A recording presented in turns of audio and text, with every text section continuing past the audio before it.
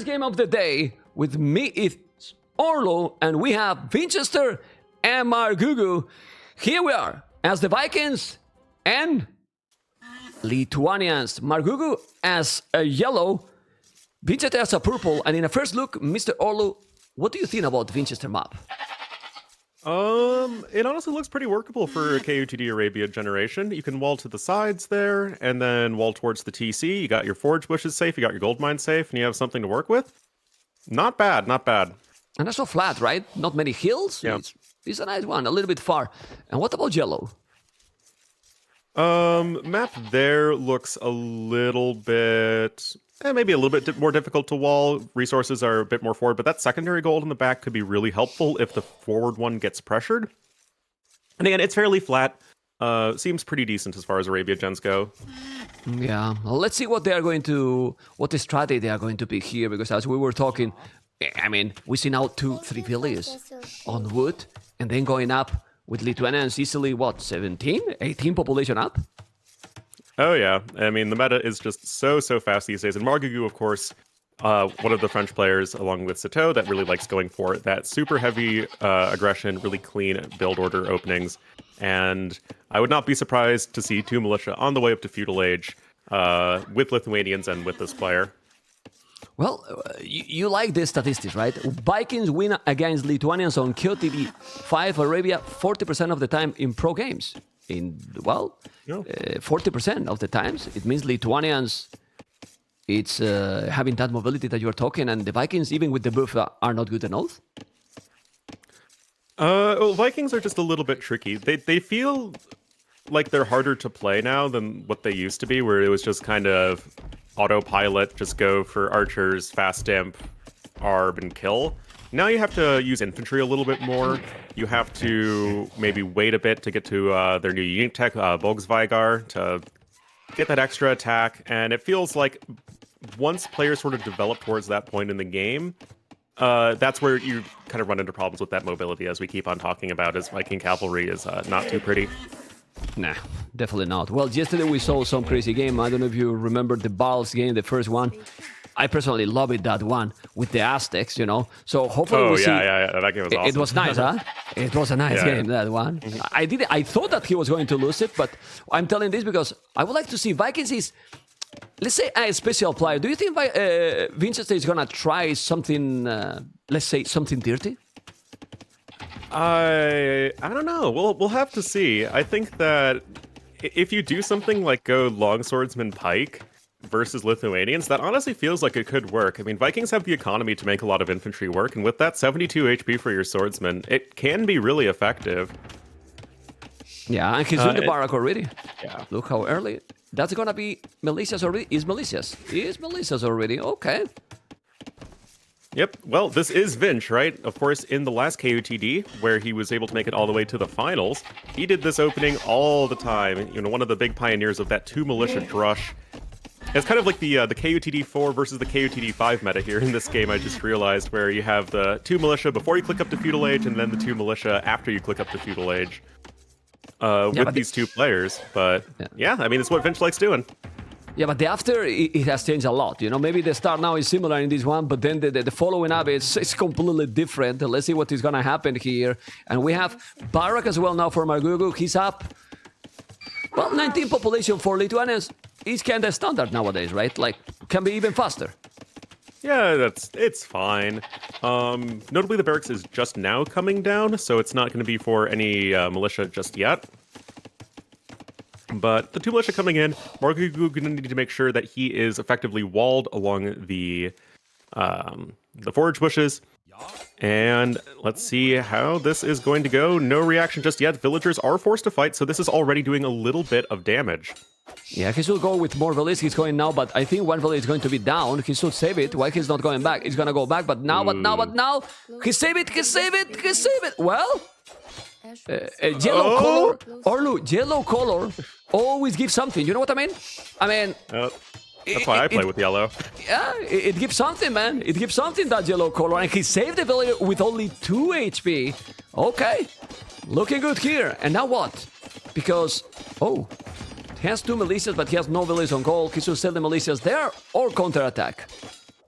If he's already walled that villager, it might be okay to counterattack, but at the same time, that fancy save looks good, but in the first place that shouldn't have been an issue because he should have just quick-walled his villagers onto those forage bushes, and now he just doesn't have that source of food income that he could really use.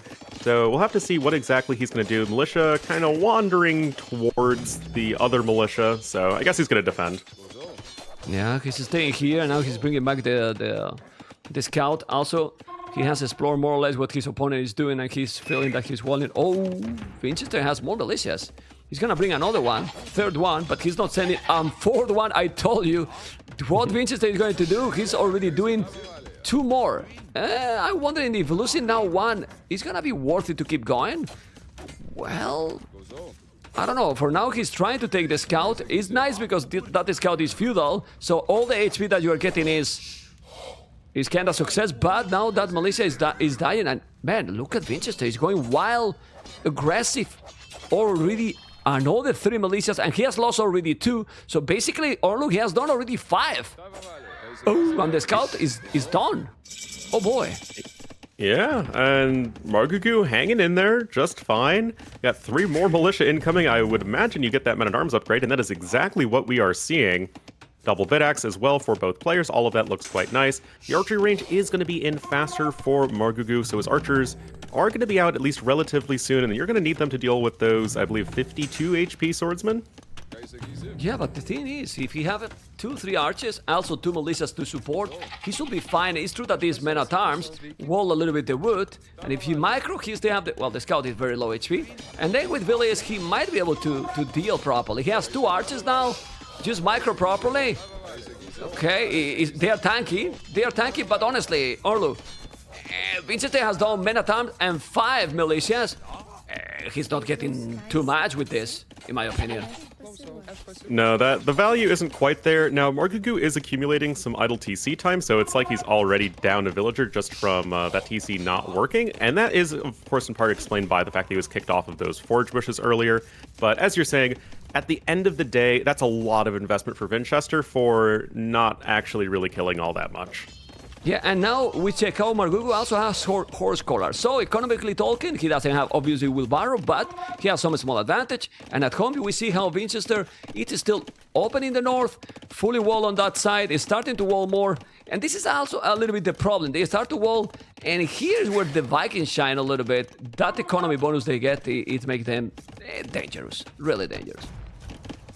Yeah, we're all going to have to keep an eye out on that food count for Vinchester, as that could lead to a really nice castle age time. That is what Vikings have always been good at, and could provide him with the next sort of timing to try and kill MARGOUGOU. But MARGOUGOU not really going out on the map just yet, thinking that Vinchester has even more stuff coming at him, but that is not the case, and it looks like MARGOUGOU gonna go out on the map and try and bring the fight to Vinchester. You think that in this kind of tournament, big tournaments with big prize pool, you know, players like MARGOUGOU, first time, Vinchester, as you mentioned, finalist in the last edition, maybe he's gonna respect him maybe too much, because right now he has been without Army Vinchester for a while, and now he's going, even if he was going faster, you know, before he's doing all these walls, he could do some damage, MARGOUGOU. Yeah, I think that's certainly the case, and we saw that, I think, a lot from Slam yesterday. Yes. In one of the most painful sets I've seen in quite some time. But yeah, I mean, nerves are a very real thing, and Vinchester, he is not somebody who I would imagine is just very racked with fear as you just look at him. He is just chilling. Yeah, but I was pointed out this hole. You see the hole, right, Mr. Orlu? And he can see it too, but he didn't notice, and he's open. And those archers, with fletching, they can do the damage now. And if... but they never click. They never click, look. He could go, click it here, right, Orlu? And then you go inside right away. Come on, man. Oh, man. And now he's gonna wall, you see? This is incredible, man. How many times have you seen this, Orlu? I mean, millions. I have a pretty good memory of the KOTD 2 finals, I believe, when Leary could have just clicked into Viper's base. Yeah, the exact same thing. So yeah, this is not a new issue for players. No, but it's crazy. I mean, you just click it. If the archers are going right there, right away, you know that it's open. If not, then you harass the woodline, but it's not. And now all that army is in the damn hell. It's gone, and now he's fully walled. He's still without the horse collar, but now let's check his base. He's doing second archery range. What do you think about that? Second archery range already is needed? It's more of, I think, a stylistic thing, and MARGOUGOU wanting to make sure he keeps up with the army and able to apply pressure to Vinchester, but as we see, Vinchester's fairly well walled at this stage, so I don't really see him taking a ton of damage. He may need to switch over to skirmishers a little bit more, but the food count for both players is climbing quite rapidly, and I would imagine that this is going to be more of a Castle Age focus game. Yeah, just look at the economy for Vinch already. The Vikings. Ooh, Valir down. Okay. That's something. The economy for MARGOUGOU is definitely fine as well, because he did a lot of farming probably faster than Vinchester, and with the horse collar, those are gonna last longer, remember? And now he's trying to harass the woodline. Both players are being walled. The big action will happen in Castle Age already. Oh yeah, certainly. And then the question's going to become, are we going to be seeing the continuation of this very crossbow-centric meta in which we live? Or are we going to see MARGOUGOU switch more into the cav side of things? But we have a bit of a big fight happening over here, and Vinch taking a really nice opening here. Yeah, he's doing a good job here with less armies. He's having a good trade. Well, here you can see the speed in that micro. Even against the skirmish, he's taking the skirmish. He's not even attacking the archer. Look. Now he did it. That was a good trade. I mean, you see the numbers and it's more or less, but it's a good trade. And MARGOUGOU, why he's not clicking? He's on the way. Both players on the way to castle. Really, really close. And as you were talking, keep going archers, skirmishes. Skirmishes are faster from Lithuanians. But man, if he's going nice and relics, let's see if he found the relics. Man, he has explored all the map. This is why it's so good to have the scout. He's auto-scout 100%. Orlu, I mean, I will leave it. Look, do you think he's now paying attention to explore this? Come on, man. Out to scout 100%. Oh, man. A certain song comes to mind right now that may involve the word auto a lot. Well, I was with Tato the other day, and he said that auto scout is the way to go. That he's doing that every time he can. You know, every time he can. So let's say 9 army, 6 army, both with similar army, but having the control kind of MARGOUGOU. So the game, even if we think that is the favorite, or let's say clear favorite in theory, Vinchester, still very close with small advantage for MARGOUGOU, I would say. Yeah, it's even enough for sure. I'm really liking Vinchester's bank as he's creeping towards Castle Age. He's going to be able to do whatever the heck he wants with it. But still only on the 1 archery range, I believe. So you're going to need to think of something. I mean, as you pointed out, MARGOUGOU added in that 2nd archery range of quite a bit ago at this point. And he is taking some really good fights right now. And Vinch is rapidly approaching 0 army. Now, he is walled, so he's not going to be dead right now. But this does provide an opening for MARGOUGOU to get some damage in. But look at that economy. Oh, I mean, he's doing DC, he's doing Siege Workshop, he's doing Botkin. Botkin for 2 archers, by the way, but Botkin, you know? Oh boy, MARGOUGOU or Vinchester in some problems. He's coming with more archers. That DC, if he's not tapped, is a problem. That DC, if he's not tapped, is a problem. The archers are going, but he cannot see the DC. Oh, well. But he's failing here, Vinchester. He's failing Vinchester because he didn't wall. He put the villains back, and now he's going inside with the crossbows. And MARGOUGOU is probably taking the first game. Well, he's gonna have his Scorpions, okay, and he's the Vikings. He should keep trying for sure. But this is a huge raid here by the French player. Oh yeah, this is absolutely massive. This is the aggression that we would expect from a player like MARGOUGOU, and he is absolutely making it happen. Vinch being a little too greedy, only the 1 archery range. Yes, he has the Siege Workshop up, but not quite fast enough. He took that really disastrous fight at the front of his base, and now things are really messy for him. He's already down 7 villagers, and he's going to need to figure out what on earth he wants to do, because MARGOUGOU is already on 3 TCs of his own. Yeah, well, it's true that Vikings economy, it's, well, with the hand card, is gonna be obviously ahead, but with 3TC, as you mentioned, these can catch up early. And now he's microing. He's dancing with the crossbows for now. He's dancing. So when you have done this damage, it's not the time to make stables. Look at the resources he has. Also market, balance that economy. And if you also now spam knights, what the Vikings can do in this situation? It's going to be very tough for sure. We don't have a monastery out for any monks, and right now it's just going to be continuing with the crossbow pressure, which is fine. Don't really think there's any issue with it. We don't have ballistics or anything, but yeah, it seems fine. Oh, there we go. Siege war shop. Siege war shop. I don't know why he's sending more villages. It seems that he has one village. This TC has gather point here. Look. This don't center. And this is... He's feeling also the pressure. He's nervous for sure. It has the...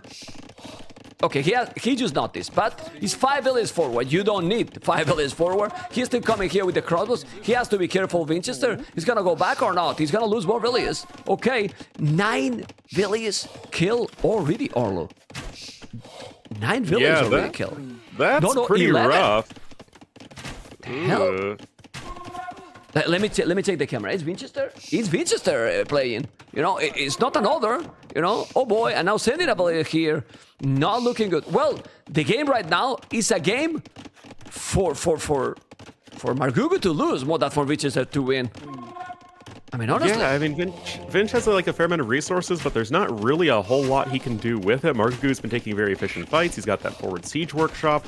And he is about 1 or 2 good mangonel trades away from just killing Vinchester outright. I mean, Vinch is just queuing up some archers right now. You're already down 0 to 16. You're not coming back quickly that way. Yeah, but I insist. Why do you keep going with disadvantage doing only crossbows? The transition League 2.5 with the crossbows is not arbalest. You can have the +3, but you have done already the damage. I think you don't need more crossbows anymore. Even more when you see that your opponent also have a mangonel and he can also fight with them.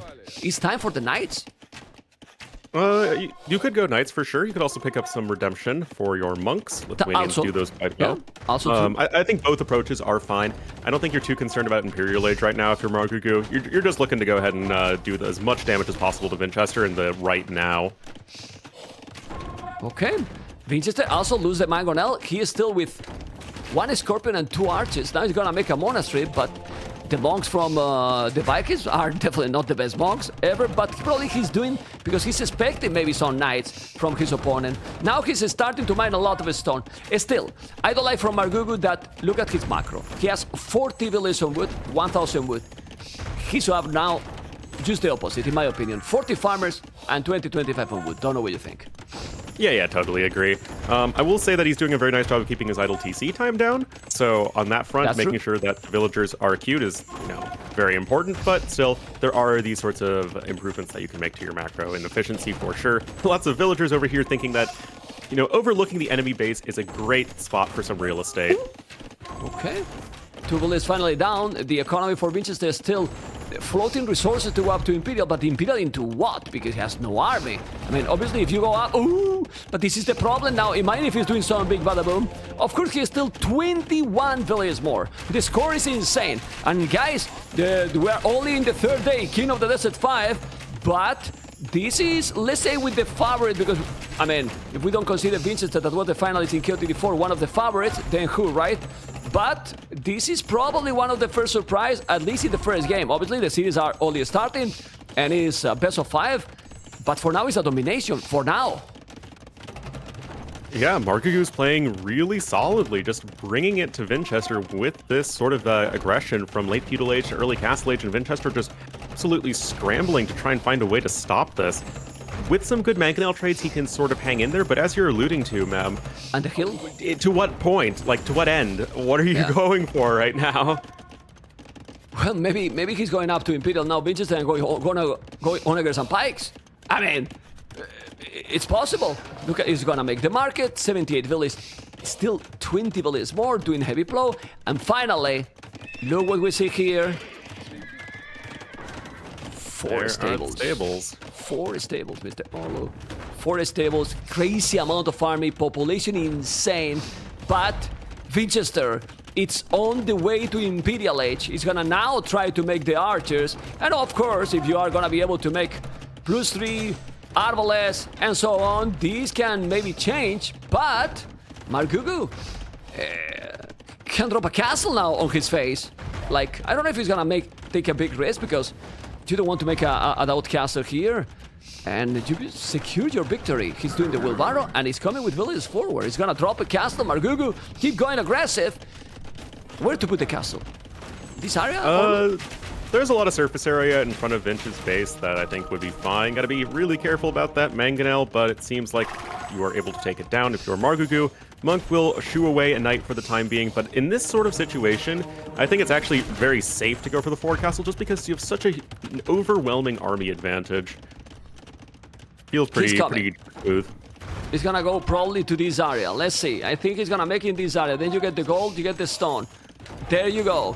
In that area, castle on his face, taking 2 town centers, going with the archers. Those archers don't have ballistic. He's coming now. He's gonna try to kill this mangonel, but he didn't. Look at the mangonel shot. Whoa! He's on point, man. He's on point with the army, taking the mangonel. The knights are coming now. This is not an old army. He has huge amount of army. Oh, look, huge amount of army. And, oh boy. This is pretty decisive, you gotta say, in favor of MARGOUGOU. Yeah, he's not super close to the Imperial Age, but it's not like Vikings are going to be able to pressure you with trebs because you don't have a castle, or bombard cannons because Vikings never figured out how to make those. Oh boy, yeah, this looks pretty over. Seed on a stone. Okay, well, ballistic. It's true that now with the +3, he might be able to hold, but so at some point he will reach Imperial. He can make another cast. He's gonna try to counterattack. He's trying. He's doing all the upgrades. Arbalest. +3, ballistics, coming with the archer. Is this an old archers? Probably not. But with the upgrades, maybe this can change. He might that now he's coming back. I can't believe if that happened. He's doing skirmishes. Maybe the knights were better to do earlier, because now he has 11 knights, but if he has all the upgrades, maybe those are not gonna be that good anymore. He has the upgrades. Now those knights will die. He's coming with a lot of crossbows. Those knights, as you can see, are dying really fast, but he still have huge amount of army. Orlov. Yeah, our arms are great and all, but you are just so heavily outnumbered that it feels like an enormous uphill battle that you're going to have difficulty winning, and there you go. All those archers of Vinchester are going down, and with it, really his last advantage in this particular game. He's not giving up yet, though. He's going for the castle.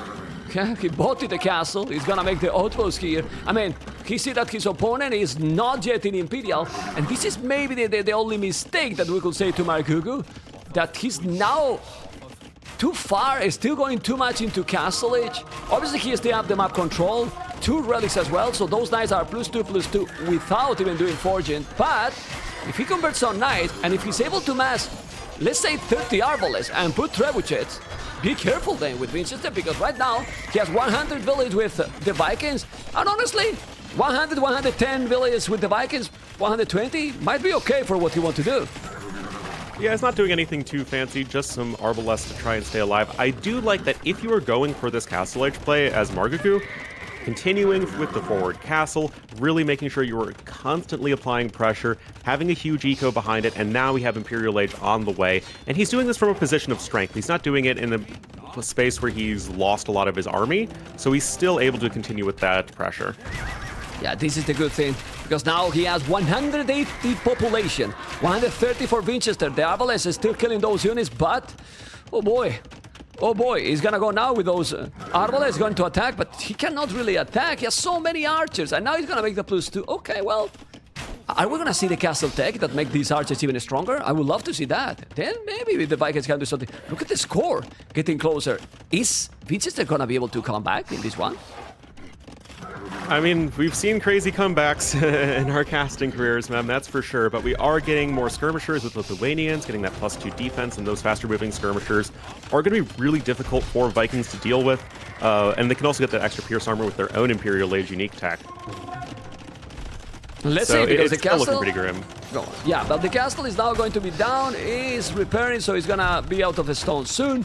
Those 2 trebuchets, they're still over a minute to be in Imperial. Those knights, potential cavaliers, gonna be with 2 relics, so if he's doing all the upgrades, they are going to be +4. Nothing super fancy, because it's pretty much the standard, but if he gets more relics, then it can be deadly. We'll see what is gonna happen. Vinchester, so far, with the situation he had, he's defending really great. I mean, what else he could do in this situation? And how is possible that he is still in the game? Crazy. Well, this Vinchester guy is pretty good at AoE too, so it seems. But yeah, I mean, he's taking into pikemen. That's really all you can be doing, assuming that your opponent's going to be going for a lot of cavalry in the later stages of the game. MARGOUGOU, meanwhile, focused mostly on trash units, interestingly, not making a bunch of knights to go into cavalier. Just light cav and skirms for now, so he's banking up a lot of gold. Yeah, look at the pikeman chemistry. He's going to take the castle now. That castle is going to be down. The pikes, well, they are not halved, but if you make pikes fully upgraded with chieftains, they might be okay against the cavalry. And now, Vinchester has good amount of army. And this is where now it's come awkward, this transition, because those archers are kind of useless now. The skirmishes are fine, but these archers, they are not great. And he's taking one castle, he's gonna take another. He's switching into infantry, supplies. Oh my god. Oh my god, if Vinchester come back here, Orlu, then this will be like MARGOUGOU will think, if I don't kill him with this advantage, then when? Yeah, it's... He has to kill. Ooh. There's Okay. Mangonel here. The Mango Gets nails! Oh my god, it's killing the knights. Now he's gonna kill all the crossbows. There's another Mango. He's gonna take it. The pikes are coming. Unbelievable. Unbelievable game. The score is getting closer. Vinchester now with there's still less population, but killing all the army. All the army for the Lithuanians. Going light cast, but he's gonna have now pikes. The pikes with the +2. The castles are going to be down. And little by little, he put MARGOUGOU away from his base. What is this, Mr. Orlu? It was cleaning up the army that was going to not be very effective, as you were just saying. The issue is, other than one Mangonel, he doesn't really have an answer to the skirmishers. He's trying to make that switch over into the swordsman. He's got Gambesons, he's getting long swordsmen, but there's still a little bit of time he needs before those upgrades are fully realized. And at that point, you also have going to be the light cap that can be running around everywhere. You're basically out of gold as Vinchester, so things are still looking pretty grim for him, but still, you got to give credit to those really solid fights. Let's see, because now the traps are gonna put him in danger. That he cannot lose that castle, and still MARGOUGOU is not definitely throwing +4 armor. He is still in a solid position. Those skirmishes are doing definitely the job. He doesn't have tower shield, so +6, and with those arbalets, and now this. Very strong tanky JJ call. He couldn't do it. He tried, and ladies and gentlemen, MARGOUGOU hype in the chat because MARGOUGOU is getting the first game. Orlu, super great play by him, man, and with more APM than Vinchester. Yeah, I mean, just really solid play, MARGOUGOU, with a well-earned snack right there. He was eating already? I mean, yeah, for real? Let me just check. Let's go back because he was eating already.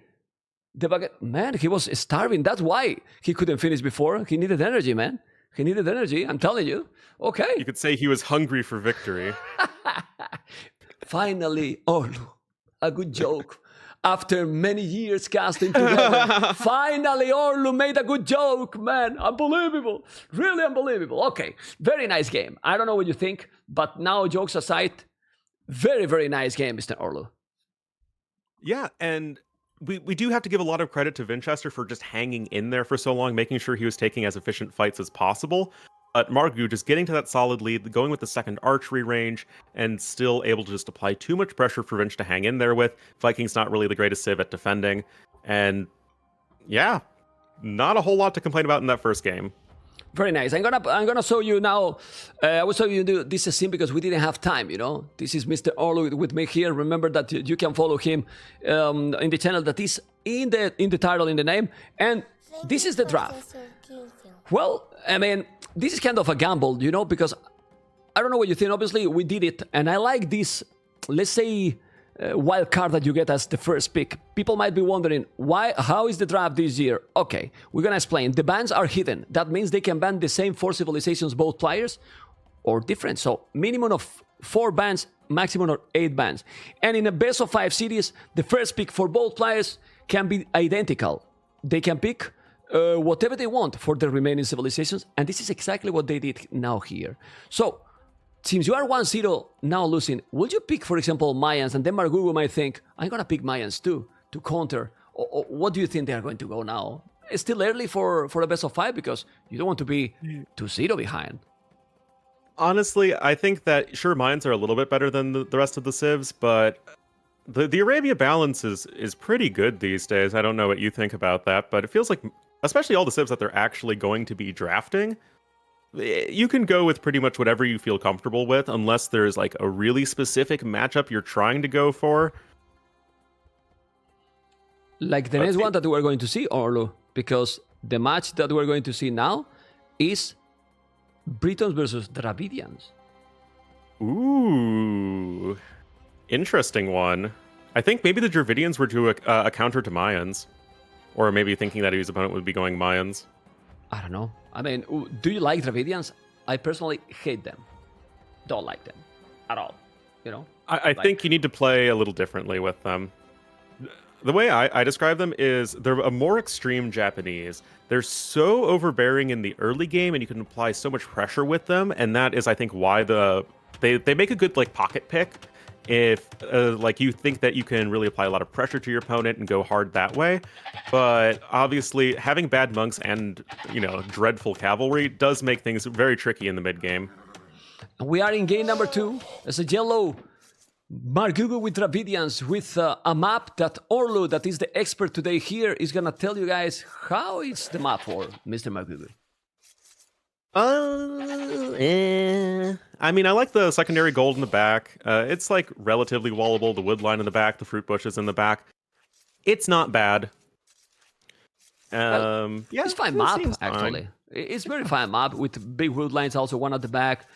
Different. Obviously, you have to protect because it's open, and the woodlands are farther in this edition. You can see also how far are the deers, like really far. Well, that's the second patch. The other one is not as far, And then purple, Vinchester, that now, in my opinion, has a better civilization. I mean, I prefer Britons 100%. Don't know what you think.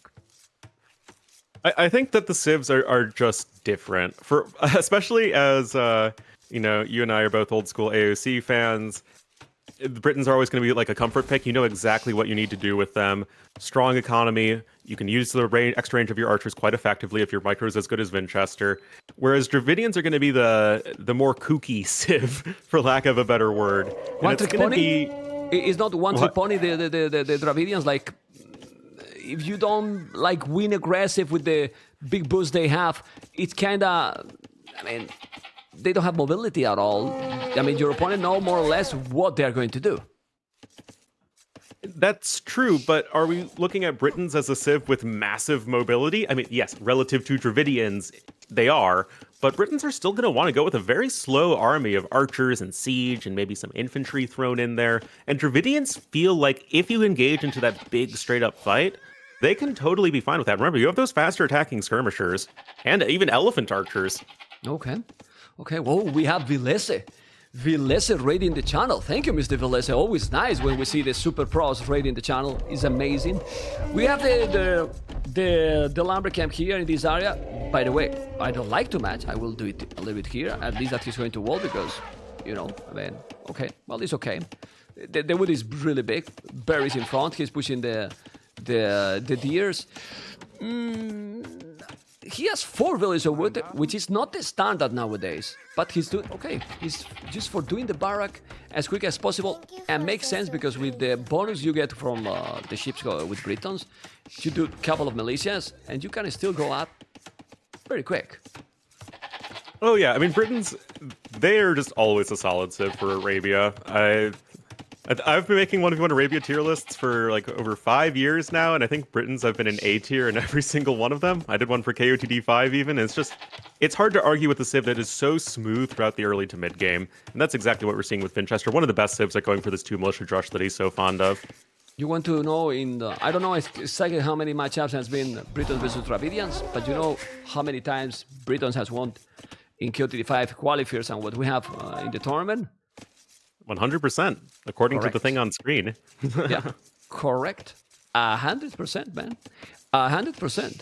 But I think Dravidians, Hindustanis, some of those, they have really bad percentage, in my opinion, in the win ratio. Like, they're still picking them a lot, Hindustanis included, but I don't think that they are being a big success, even Dravidians. I don't know if we have the statistics. Well, there's a website. Actually, I think I can check, and I will check later, because now we're focused on this village that MARGOUGOU might lose. No, he's gonna save it. I think he's going to commit, right? Oh, he got it. No loom. Always commit. No loom. Oh.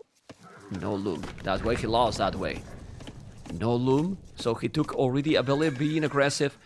Remember that Vinchester has got Orlu in the first qualifier. Got big problems to qualify it.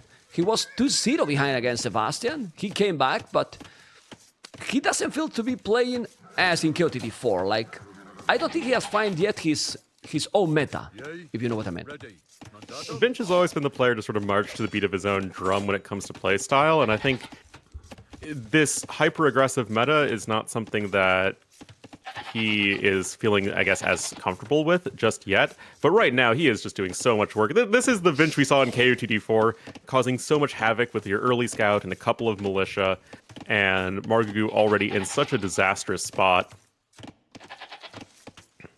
Britain's open ranges 34% of the games. Only, which is not a lot, that means they go with the scouts as well. While Dravidians open, obviously, many times 63% of the games, which is expected, can be expected also, because what they have, right? Many times or archers, no more. There's no scouts for this civilization. Well, I mean, you can go scouts. Oh, well, okay. Throw your opponent off. Mind games, yes. You got a point. Okay, he's gonna be up super quick. Now we think, oh, he has no wood. No, he will get now 200 wood for free. He's creating still chaos, some chaos here. But MARGOUGOU, according to Capture H, have still very high efficiency, so he's still more or less okay. Now he's up, and that scout again is gonna be down. And killing the scout that early, it happened in the previous game. It matters a lot, and it's being very similar start right now for MARGOUGOU. Absolutely beautiful micro from him. Yeah. It reminds me of the previous game. Like, seriously. Yeah, no, really well done. He's got the extra wood, as you're saying, for the archer range. He's still able to afford double bit-axe. I mean, obviously, you'd rather not lose that villager, but as far as things go, MARGOUGOU is adapting to his awkward situation quite nicely. Yeah, he's now gonna try to find his opponent. He had to stay at home all the time. And now Vinchester, let's see what he's going to do. It's Wallen, but MARGOUGOU is already there, and he's also coming. As you can see, he sees the archery range. Two militias are coming. The scouts are going to be there in a moment. Then at home, he's starting to wall. Little by little, a few houses, and now palisade the woodland, which I like it. I will wall till the edge of the map. Don't know what you think. But here, he's gonna be protected, but again, he's gonna be behind with the army. Or not. Well, not doing yet archers. Why not? He totally can. I thought it was interesting that he picked up Horse Collar, similar to the last game, really trying to prioritize that early upgrade. And that's not something we typically associate with more aggressive players, but Vinch, that is not a complete archery range, and that full HP scout, or near full HP scout from earlier, is going to lead to a kill on the other side, and MARGOUGOU strikes right back in the Eco KD. Yeah, look at the army, is still 0. Now he's coming with the archers and his skirmisher, okay. But the game, again, with small advantage for MARGOUGOU. Remember that the Britain's archery ranges are producing faster, not as fast as before the last patch, but still some advantage. Well, he has good resources in the bank. Still no Horse Collar too, but MARGOUGOU is playing very solid, better than I expected, and for a player that is doing the first appearance in a main event, S-tier event, really nice play by him, honestly. Yeah, no, it's really impressive to see, and of course we love having more faces in the top AoE2 scene, and yeah, it's great to see. We got Fletching coming in though for Vinchester, faster than for his opponent. That Lion is not messing around though. I'm just leaving the Lion. I know that you love it because I wanted to check this. If MARGOUGOU has the Plasmid, which he has not. Now he's going to go... He's doing now, but he has no fletching, of course. Archer and skirmish. He's going to be able to deal with this. Well, one is very low HP. He has 2 skirmishes. He has no fletching. And if he keep him on his base, MARGOUGOU is happy. I don't know what you think. Yeah, it seems fine to me. And of course, if you're in a situation where it's either skirmishers v archers or even skirmishers v skirmishers, Dravidians are going to be quite happy with that faster attack speed. It's going to be pretty easy to micro down Vinchester, and it might force Vinch to go into a stable. I think the seats, I will put now in Capture H. I'm confirming. I think the seats for Vinchester is 7. I don't want to put till I know 100%. Because we had in the other overlay, I forgot to put it here, my bad. Too many things to put. Vinchester is 7 and MARGOUGOU is 20. I don't remember 100%. It was there. 726. Let me just put fast. Fast. 726. And you got the CD now. Let's go now with this. Oh my god, with this professionalism, man. Disaster. Let's go. Well, skirmishes, archers, and... Okay. Well, the problem is that you cannot put the seed till you are in the game. Because I know, love to put the names. It's so frustrating. I totally empathize with that. I hate that because you cannot prepare this, you know? Or you have to lose the start of the game, right? And then add everything. You cannot put the names, you cannot put anything before the game happens. That's the problem. Okay, let's see the skirmish. Again, good micro. Look at the army for MARGOUGOU again. Well, I will speed up because we might be 30 seconds behind. I want to be completely live, so we are synced with the cameras.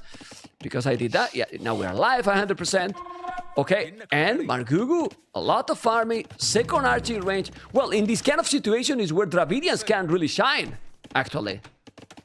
Yeah, I mean, MARGOUGOU is here and all of your Dravidians hating us saying, let's go kill him with skirmishers. And that is exactly what we're seeing. Finch, of course, with the appropriate response going for the scouts, but he just lost so many range units basically for free right there. And there are a couple spearmen. Of course, the spearmen are very vulnerable to whatever range units are left over for Vinch, especially because he does have that fletching upgrade. But, oh man, this is another big army lead for our yellow player.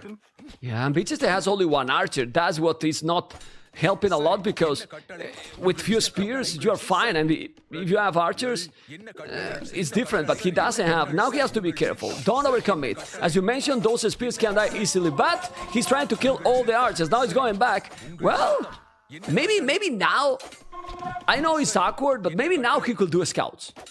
You know? Why not? Like, they don't have bloodlines, and in a feudal battle, you can have exactly the same army, and he was trying to push. Now, he's not pushing because he has only these units, and he's coming with the scout and killing more and more units. This is why I don't like Dravidians, you know? It feels that you are stuck in this situation. Well, you definitely need to figure out some sort of better answer to the enemy scouts, and right now Vinch is just applying so much pressure here. There are some archers, and we also see that second archery range from MARGOUGOU, but Vinch has decided that, okay, let's just not lose any more units that we don't need to, taking some really pretty fights. And right now, just this scouts plus skirmisher army composition completely pushing his opponent off the map. Yeah, just because he got the scout, and his opponent, as I said, he could have done a scout. He take those, okay, still double archery range. You can see he has 4 units queue in both archery ranges. So at that point, maybe make a third one, because if you are producing, no, really, look how many he has on the queue. Make a third one, a third archery range, and then you outmass your opponent. Because right now, Vinchester can do the market and go up. Yeah, really clean macro for Vinch behind this, something that I am a big fan of seeing. He's got another archery range coming in, so not going to be shirking his army numbers this game. So learning from the last one, also very nice to see. And yeah, now he's just able to annoy the front of MARGOUGOU's base. And it might be difficult to actually find a way to get in and do damage, but, well, I guess except for that one scout. But yeah, it seems now in a much more comfortable position for Britons, because both of these civs are going to feel at their most comfortable if they're already at their opponent's base and not having to run around everywhere. But this is great for MARGOUGOU. I mean, being able to go up to castle, it's even faster at the end than Vinchester. I think Vinchester has been slow here. I mean, with these resources he has for a long time, he should have done the market, but remember what he said several times, Vinchester. He hates the market. He doesn't like it. And I agree with him. But sometimes Orlu is needed, and it really benefits your gameplay. Like this time happened now to MARGOUGOU, and at the end his triple is behind, okay.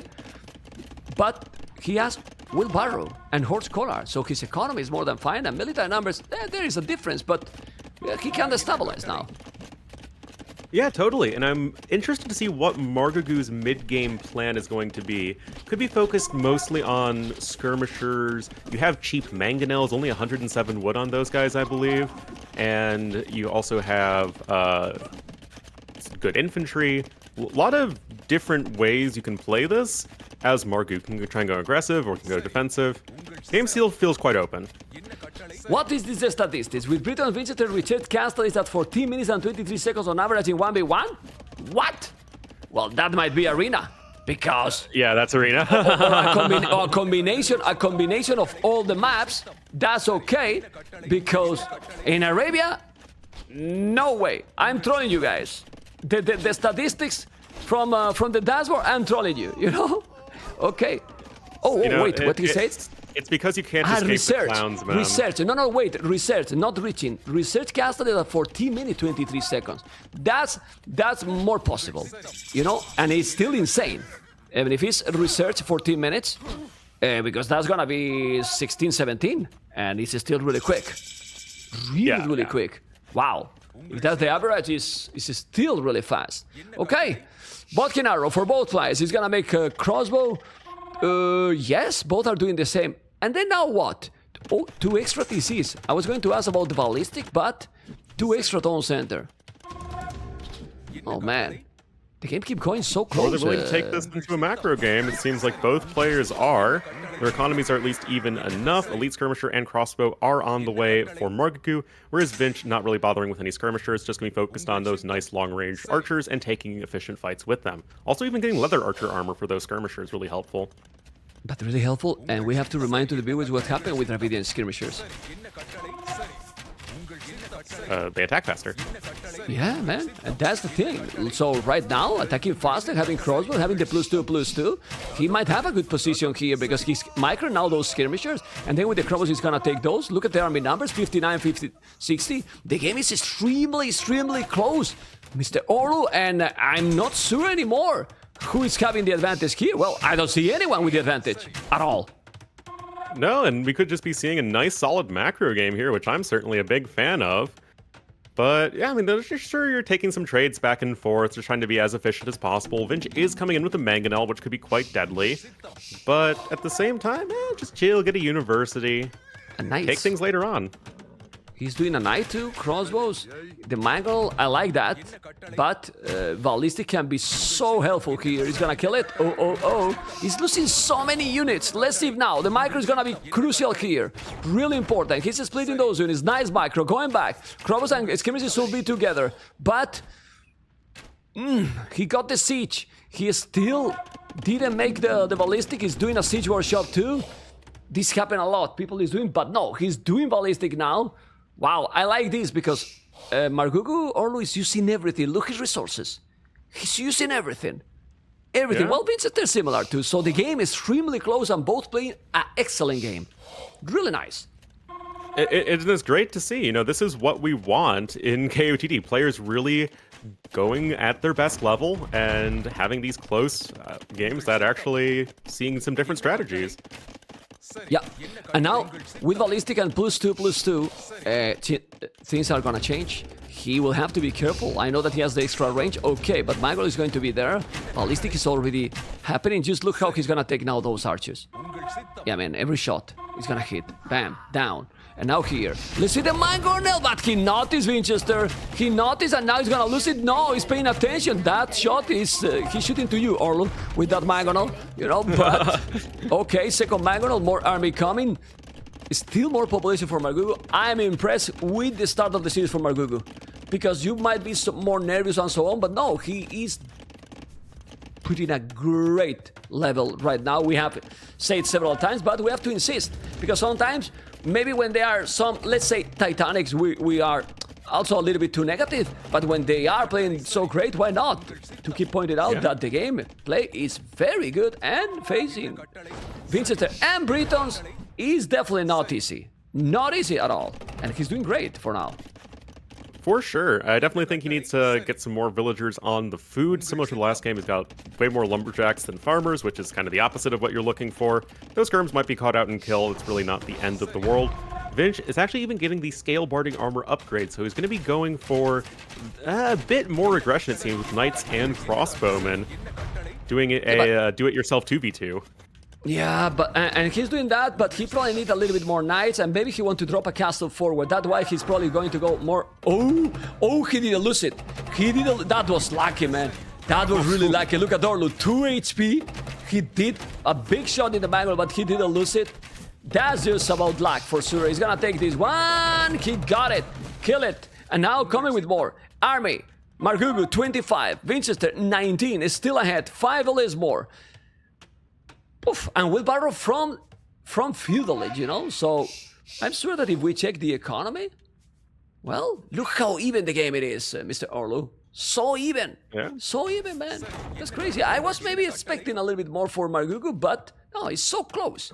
All right, 2 Magonals, skirmishes, and now the Knights are coming. Now he need more crowd because the skirms not gonna deal probably against the Knights. Will you? Ooh, he lost it. Yeah. Well, okay, that's not the greatest fight in the world, but still, you have the cheap Mangonels as Dravidians, and you can just continue to make those without too much difficulty. He's doing a castle not so forward. He's respecting MARGOUGOU. Obviously, playing how he's playing, he has to respect it. He's now doing the hand card, and Mangonel lost it, but 1 for 1. Okay, that was good. Was a good trade if you consider that he got kill advantage. Obviously, he was using the army too. He has to be careful. And the castle and the stone, including also the hand card. Very nice micro here. Amazing. Orlu. Amazing. Micro there by the French player. Look at the score. It's looking quite solid here for MARGOUGOU. Still no real answer to Knights, so you have to be careful. But still, as weird as it sounds, the faster attacking Dravidian skirms are not good versus Knights, but they're at least less bad. And just continuing to apply pressure here with so many skirmishers. What is this? Jordan killing slam with just skirmishers? Well, it's a deja vu. It's a deja vu for sure. 9 villages more. Having a very good macro here. MARGOUGOU with 3 TCs doing the tone, which he's going to go up to Imperial. He's going to go up to Imperial, and well, if you are going to go up to Imperial faster, and then trebuchet and bomber cannons, obviously with the range units, he's okay, man. He's definitely okay. He's on the way to Imperial faster than Vinchester. And ladies and gentlemen, the French player is putting a great show. Great first and second game, and he's gonna be able to finish with Dravidians. The Britons, Orlu. What do you think? As we get into the later stages of the game, again, it's kind of interesting because neither of these civs are very fast. It becomes about who can take the better head-on fight. And on the one hand, of course, the Briton extra range means you can usually dictate the engagements, which is really good, but Dravidians have just such strong units, whether that be for the skirmishers, the elephant archers, the bombard cannons, the super good infantry. Like, they have a lot of options as to how to kill your opponent in big fights. Yeah, let's see what is going to happen.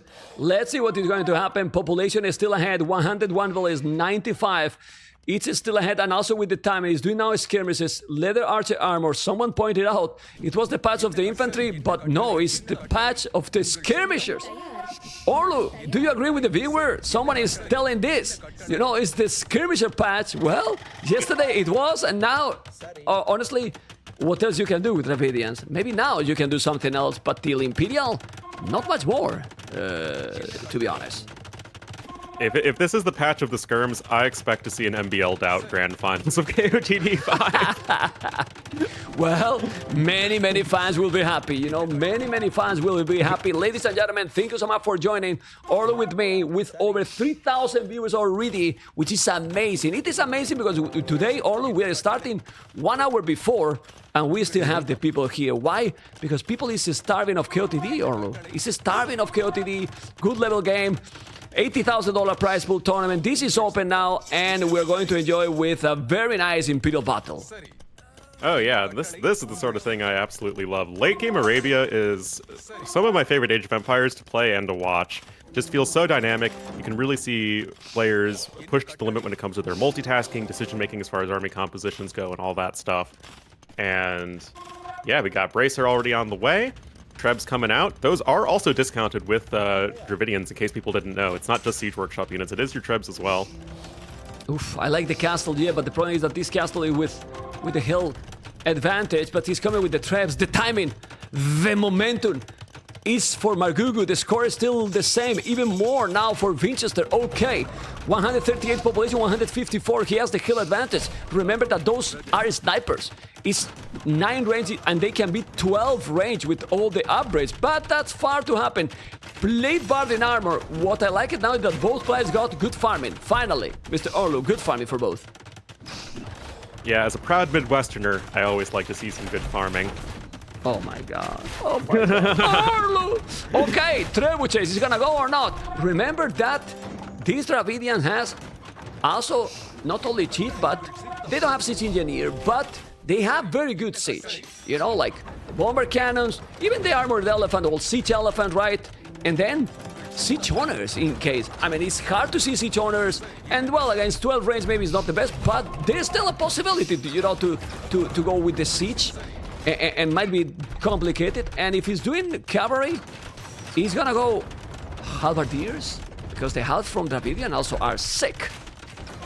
Yeah, and I mean, I know Dravidians are really awkward to play on Arabia, but you still see, like, in these sorts of situations, their units are good. They're just slow. Exactly. And yeah. I mean, nice Mangonel trade. Orlu, Yeah. you need to be well at home, because if you start to raid, look at the problem. A lot of light gas. That's the problem. Dravidians just die. You cannot be with the skirmishes in Imperial. The skirmishes during Castle is fine, but then the patch of skims has to be, you know, on the decks, you know, and make something else. All the archery ranges. You need something. Well, he's still killing all the light gas, man. What the hell? With the Dravidian skirms, man. What is this? Orlu! Where's the light gas telling with the you, man, skirmishes? Dravidian skirms are insane. I mean, seriously? What's happening here? Is skirmishes on steroids or what? Because, man... what is this? It's Now good stuff. Okay, and now he's gonna wall this trap. Maybe you're not gonna be able to repair the castle forever. Look at the gates. He's an architect. He's a real architect. MARGOUGOU is playing amazing. He's losing the trap, but he's doing all he can to do the job. Arbalest now. He has a stone to make another castle. Oh, but this upgrade, Orlu. Also, like your nickname, Wolf, yeah. You know, Orlu the Wolf. You see, I know also to make bad jokes. You know. Yeah. I appreciate it. You see, I'm bad doing jokes too. No, but seriously, those traps now, it changed the game. Look at this. Kill the villas, kill the trap. 100% accuracy for those people that don't know about that upgrade. You know, and elephant archers. Yes. Oh yes! My God! The mighty elephant archer! Archers! Finally, Foundry, minute 43, okay. And doing elephant archers, he's gonna lose that castle, and honestly, I don't mind that one. He still have a lot of stone, he's coming with light gas. I like the castle that he was going to build. Now the knights are coming, but it's great that it's happening this, because it's what we were talking the whole game. This civilization has no mobility, man. He's still with more population, but it's difficult to win in late game. On Arabia, Orlu. Very difficult, honestly. Oh, for sure. It is...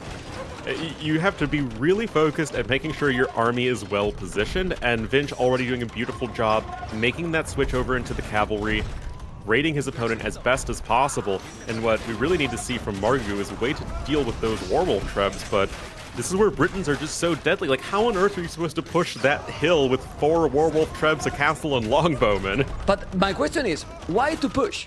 Why you don't go around? It's open completely. Try to attack here. Why all the time people get stubborn and try to push that middle when you can go and raid? What he's doing right now, you send the elephants and raid everything. Everything is open. Why you need to kill this middle? Leave that castle there. Don't need it. Go around and kill everything.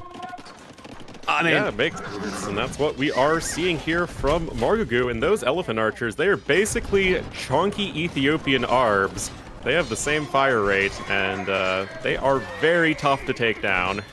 Yeah, they are so tanky, still doing more, 180 population. This is crazy. Now he has 21 elephant archers right now, and they never die.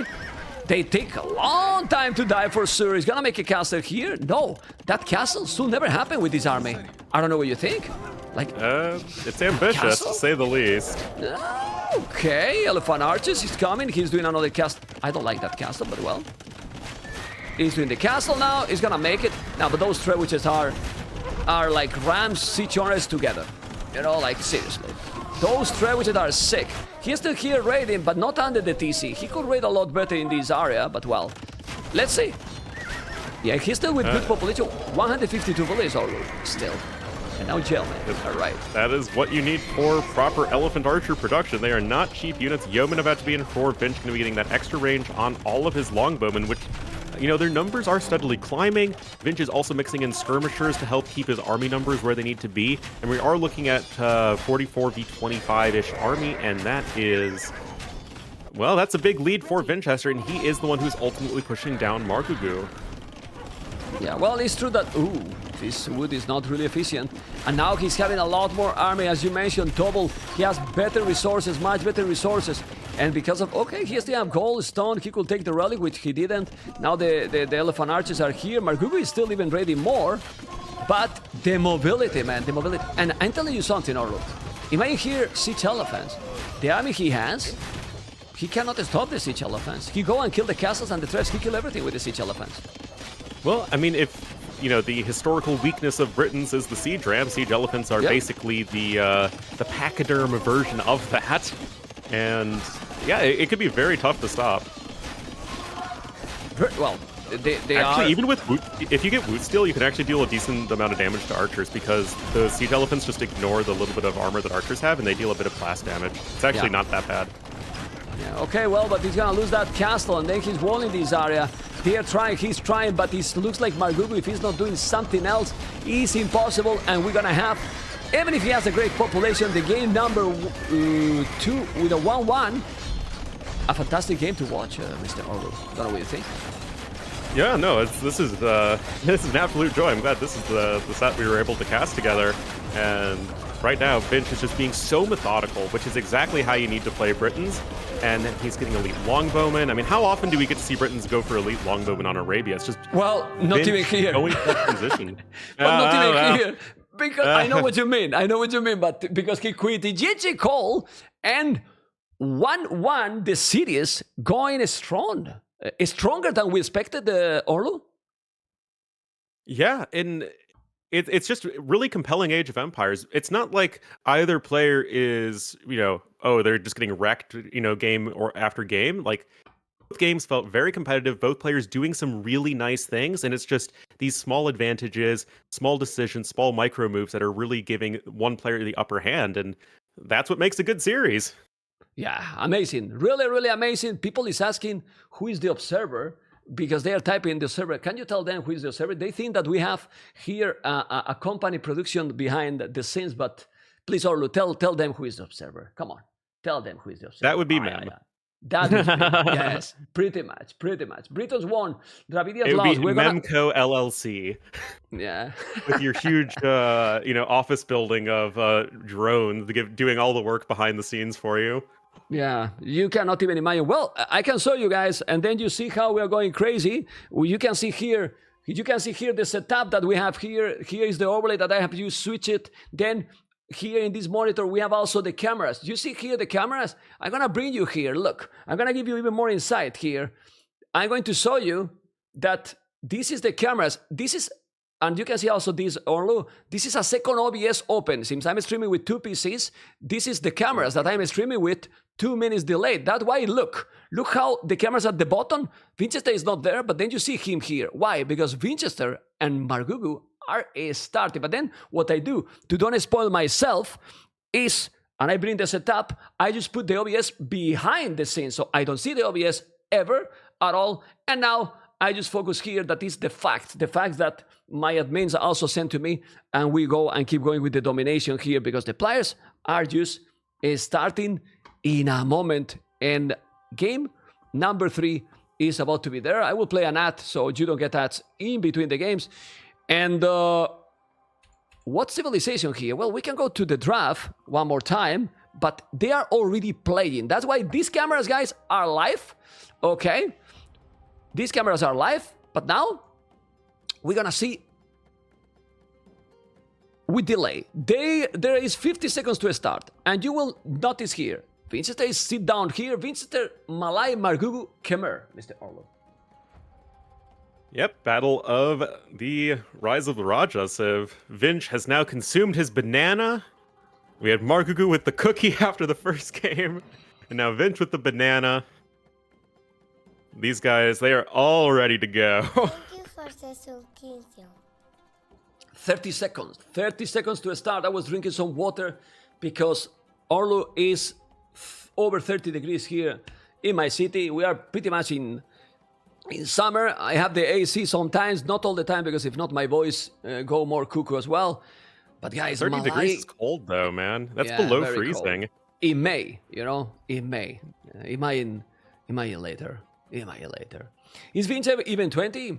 Vinchester is like me, 25. Malai and Khmer. Don't loud, Orlu, please. All right. Vinchester, Malai. Ooh. Malai is not having great result, but we're gonna see if Vinchester can dominate here to Khmer. That, in my opinion, is, I don't know if better civilization, but more versatile than Malai, or not. What do you think, Mr. Orlu? Thank you for the subscription. I think it's really interesting. I think Malay and Khmer are definitely some of the cooler civs out there in terms of what they can go for. Khmer, I mean, both civs have fantastic economies, like, full stop. Khmer are going to be more focused on going for cavalry, going for especially a combination of like cav and archers or cav and skirmishers, and definitely have that huge mobility advantage over Malay. Malay, kind of like Dravidians, are going to be focused on the archers and the infantry, but of course they have that now, the free armor upgrades for their infantry, and that is just really powerful, as we've seen, but you still just lack that critical mobility aspect. Okay. Let's see what we're going to have. Khmer and Malay. And goal in front, berries at the back. Now that you are talking, I don't think I have installed the civilizations overlays that I have. I will try, but this is another thing that I have to control on my own. I will try to bring the civilizations overlays. It's a good point. Not today, guys, because I have to set up. It's not too difficult, but I literally have no time. But yeah, I will bring the civilization overlays from tomorrow. The civilizations overlays will be also in the stream. Yes, I can bring them. Anyway, the map, Orlu, for Vinchester. You convince me. You convince me. Yeah, you convince me. I agree. You agree, guys, with Orlu? Come on. This is the high-level analysis and why you bring me on. I can see, man. You don't like it. I mean, you personally don't like it.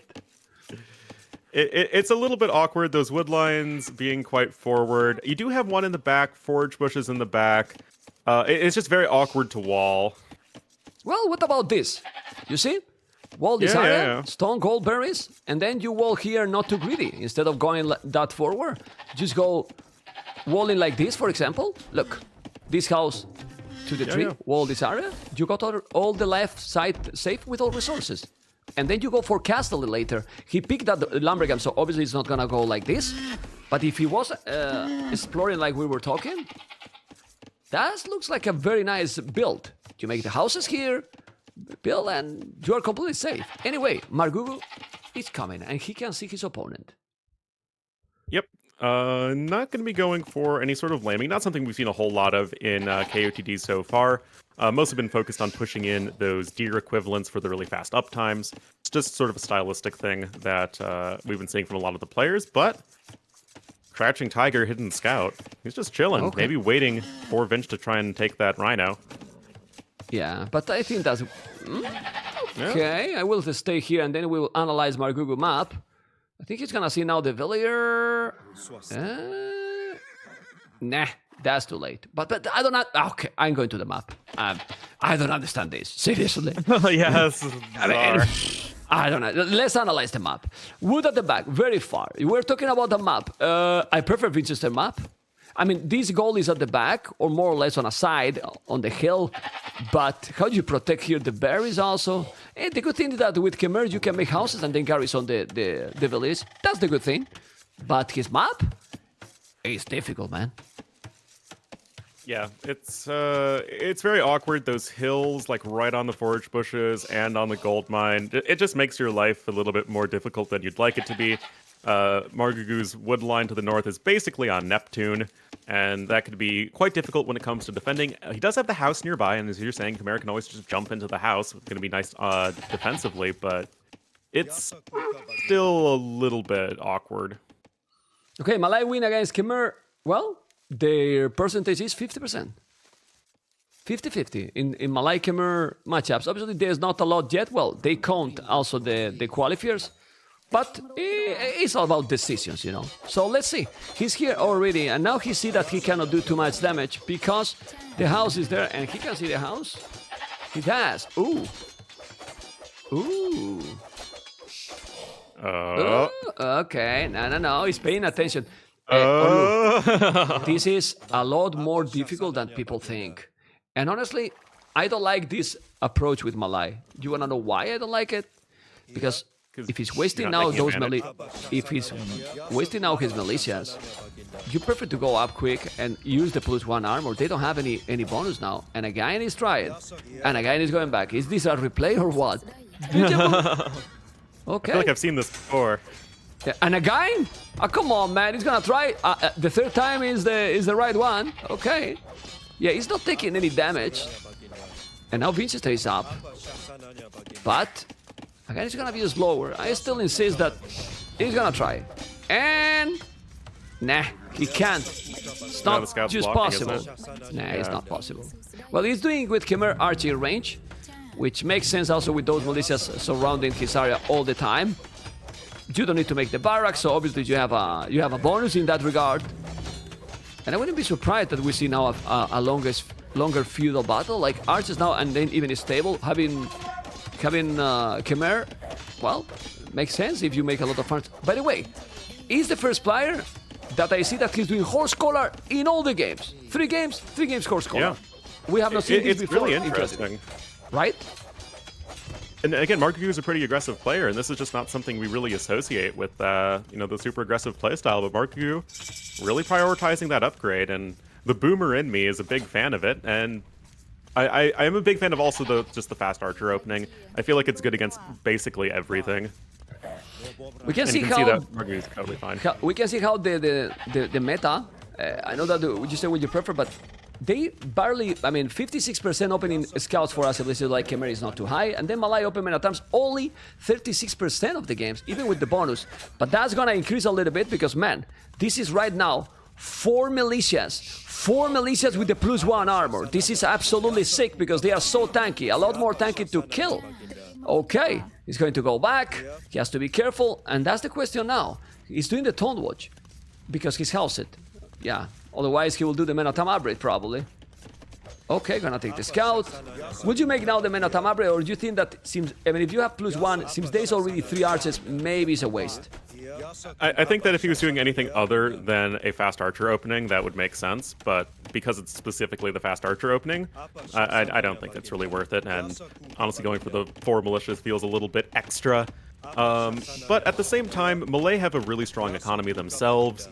They're also a very difficult civ to play, especially when it comes to making those transitions and really leveraging the fact that you are getting to feudal age and all the ages so much faster. But we'll have to see exactly how Vinch is going to respond to this. He's getting his own archery range, of course, and have given himself a little bit of an egg base. But Vinchester is going to be in a problem because he's doing the archery range now. It's true that he did some echo. He has no horse collar. Now he's walling exactly the way I said. Not here, of course, because he probably didn't explore also the woodland here. Exactly. So now, instead, he's going to wall the whole map like this when he could wall easily like this. But this happens all the time. 6 archers and fletching. While he's doing now the first archer, if MARGOUGOU is coming aggressive, Vinchester is in a problem. In a real one.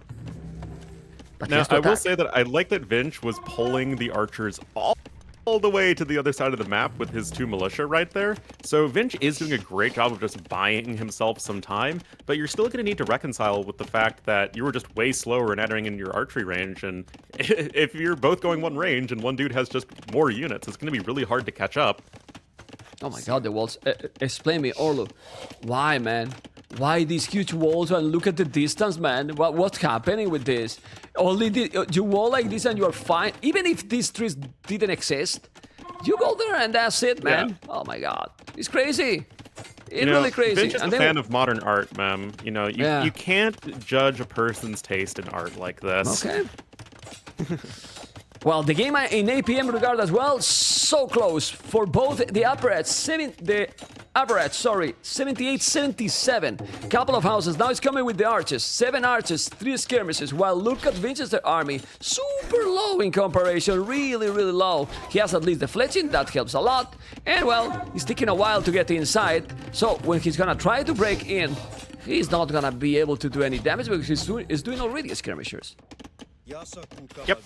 Got padded archer armor as well. Gonna make the archers of Margougou that much less effective. And I feel like padded archer armor is one of those upgrades that you just absolutely need to prioritize if you're going for that later archery range, because it's the only way that you can really take efficient fights here. Still need to be careful of that starting scout, but it is fairly low HP, and you do have 2 archers of your own. Not going to be that big of a deal. And at this point, you're really only a villager ahead as Vinch because you had to grab Town Watch, but other than that, he's fine. He's fine position. Okay, the scout and the 2 militia is still coming now. He's gonna raid, but don't think he's gonna achieve anything.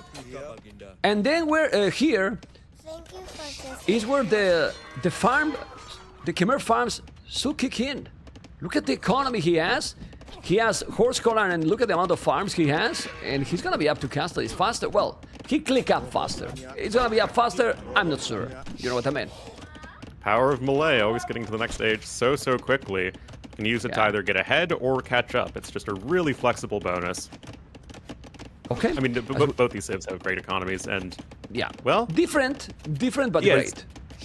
Yeah. I actually really enjoy both the civs. I feel like it's really dynamic, just how they interact with their economies. I prefer Khmer, in my opinion. I think in the long run it's stronger because Malay maybe have that power spike, you know. But then if you stabilize, then they don't boost themselves as Khmer can do it. Because look at Khmer now, it's up already. And then what is gonna be the transition? Man, I would love to see a full aggression here. He has the stable, so he's doing the tower. Then he might do that. If he's doing the tower, Orlu, he's not thinking on doing extra TCs. He doesn't have also a market, at least not for now. He got the stable, and we might see some real aggression here by MARGOUGOU.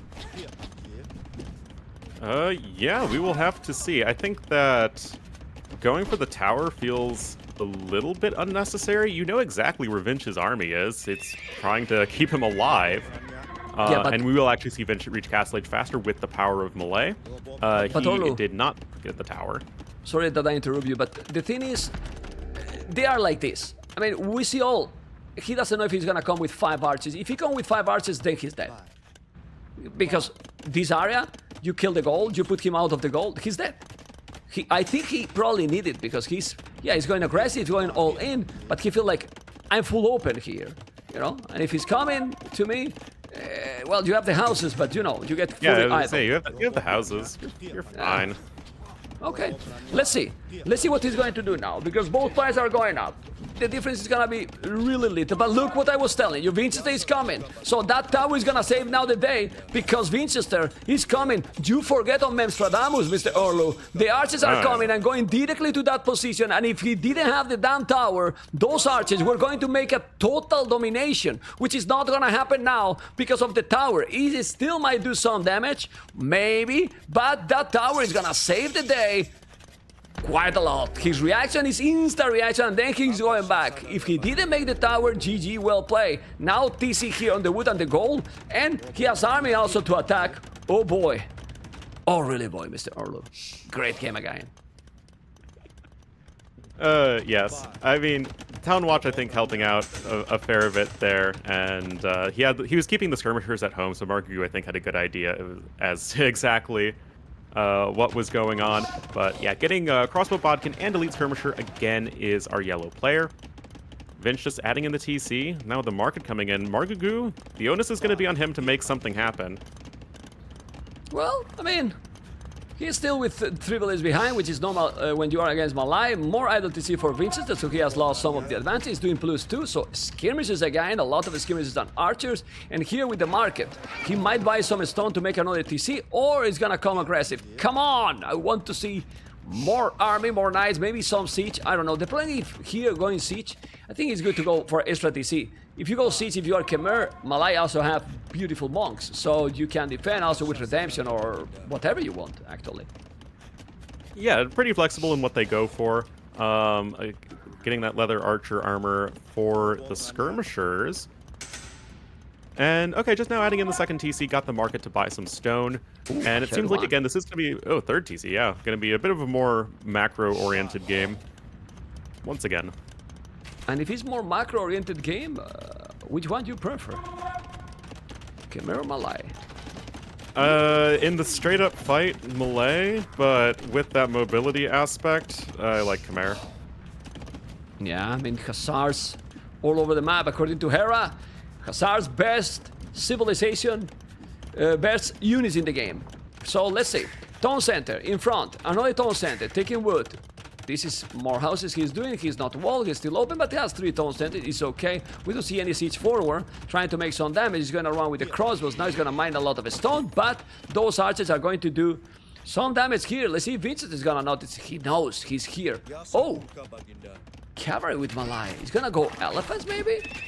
Because don't think it's gonna be knights. Might be the fatties? Malay elephants are quite strong for sure. So, And cheap. yeah. Very cheap. They're only a little bit more expensive than a steppe lancer. Yeah. Well, in Imperial, they are probably cheaper, right? So. No, there are 2 more food and gold. Oh, sorry. Okay, 2 more food only, man. But still, it's great price, man. It's really great price for them. But he's coming aggressive. I love it. Siege Workshop. He's gonna be more aggressive. Now Purple has Ballistic. So, one player will have Ballistic, the other with Siege. This is 27 army, 17. 8 Villismore. And now he's gonna try to come with... What? 1 mangonel is gonna be an oath, maybe a few scorpions as well, or just 2-3 mangonels. You want to attack with 1? I think here is better to mass and just try to make a big push. But those crossbows with ballistic will be able to deal very fine against those. And having the elephant, if he's not coming also with a monk, Vinchester might be able to clean everything. And he has now there the elephant, he sees it, so that mangonel is gonna be useless. Yeah, I mean, the elephants just don't care. They just trundle forward and destroy all the siege. And now, things are going to be a little bit tricky for MARGOUGOU. Both players are comfortably on 3 TCs. Eco upgrades are similar enough, MARGOUGOU just with the extra farm upgrade. And now it's going to be, how do you react? Because Khmer have decent enough monks as well at this stage in the game. Yeah, but Vinchester has, look at the gold he has. He's going to buy probably a castle. And maybe make a castle here. I don't know, because if you see this forward siege workshop and monastery, you make a castle here and you deny them completely. He has 900 stone. I will buy a stone and make a castle there, like right away. Where's the market? That he has a market? No. Well, sorry, forgot that Vinchester don't make markets. All right. Yeah, but right now he need it. He doesn't have the good economy here. He's having a lot of farming and 6 villages more. Okay, I mean, don't you think that he should balance that economy? 1,000 gold is too much right now. Yep, market just honestly would make a lot of sense. Still, I like what he's going for militarily. Crossbow elephant it's a really tough army comp to deal with because the crossbowmen, especially with ballistics, can snipe the monks that try to convert the elephants, and then the elephants trade efficiently versus basically everything else. So you have to be really careful in how you take the fights, and the mangonels could complicate matters. And I love the hill, of course, for MARGOUGOU, but this is going to be about how these guys can actually micro the fight. You don't want to be losing your monk. The monk's got moves, man. He lost it, man. Well, I mean, he now discovered that his opponent has ballistic. He probably didn't know.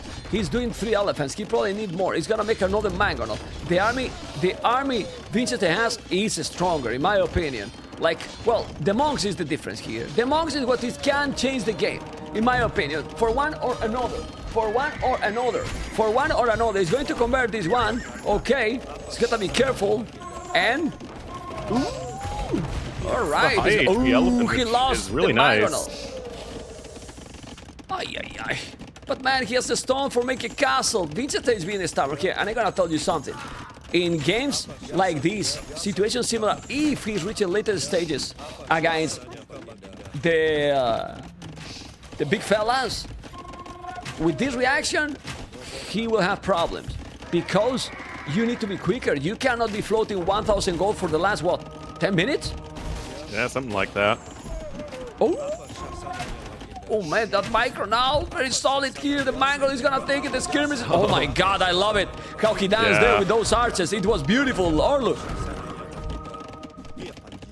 It's still pretty darn tricky. Mangonels are out, but Vinchester's conversions have been on point. He is a clown at heart. You can't mess with this guy in monks. Yeah, you mean Margougou conversions? Oh, he's now opening this here now. He's gonna take this one.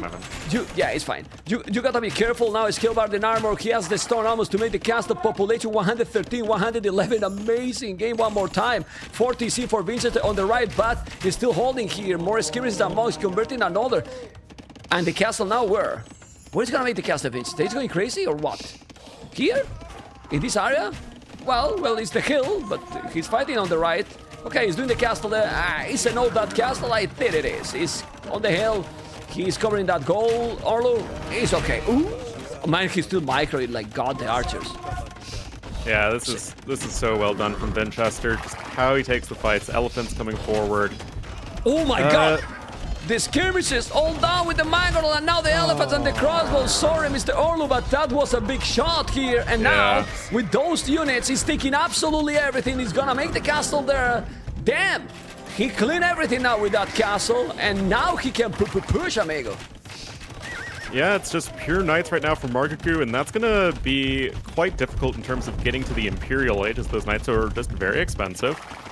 And now you got the Conquerors coming forward, the crossbowmen behind it, and this just feels like a really safe position for Vinch. He's also on the extra town center. Nothing really to hate with this position. Oh, no, but why not raid? You have those knights that are faster, try to raid. +2, they have bloodlines, you can now kill all those crossbows, exactly, you got the mobility, Vinchester still have not a lot of farming, and you still have the damn Khmer that they are sick. Really, really strong.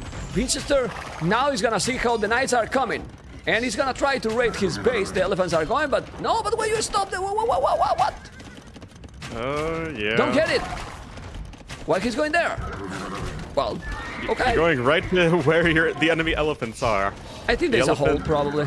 No, okay, he won it completely. Yeah, but Vinchester is gonna come maybe with another castle and now even more forward, probably in this area. What do you think? He's gonna convert another.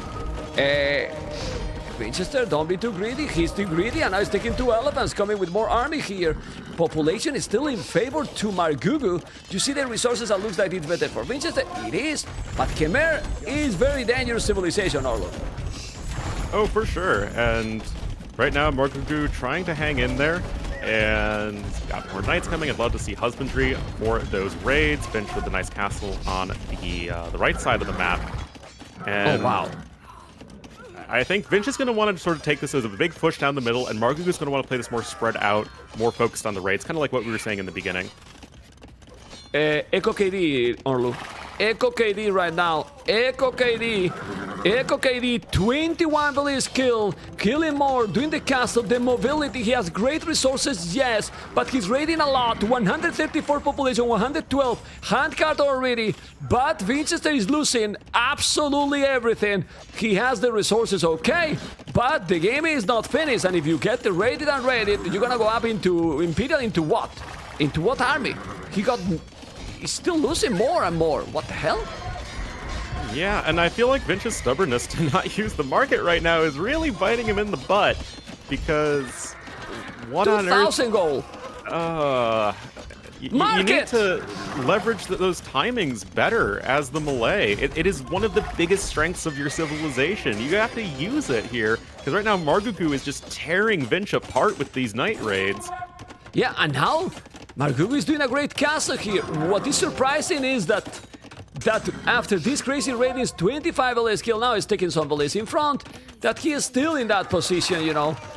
Oh boy, oh really boy, MARGOUGOU economy, it's not the best, you know. He doesn't have the best farming either, but he has heavy blow, he's now doing wheelbarrow, his opponent has handcart already. This is a crazy game already, Orlu.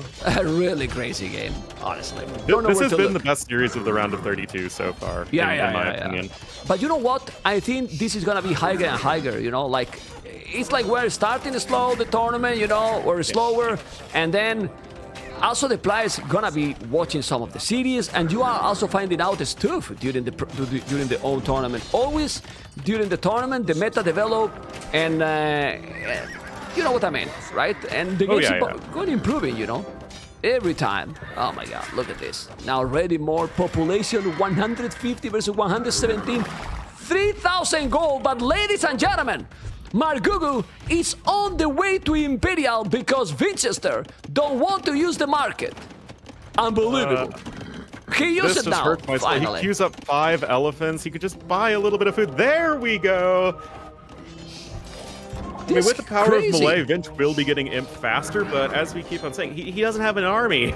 He doesn't have one of those army things that I hear are good these days. No, he has nothing here. He has nothing here, MARGOUGOU. MARGOUGOU is having now a brutal rate, 37 billion skill. He keep killing more and more, doing more stables. Is he gonna be able to survive with what happened to those knights? Are taking a nap? Or what? Pay no attention to the pathfinding. Yeah. And Orlu, 47 farmers, 33 on goal.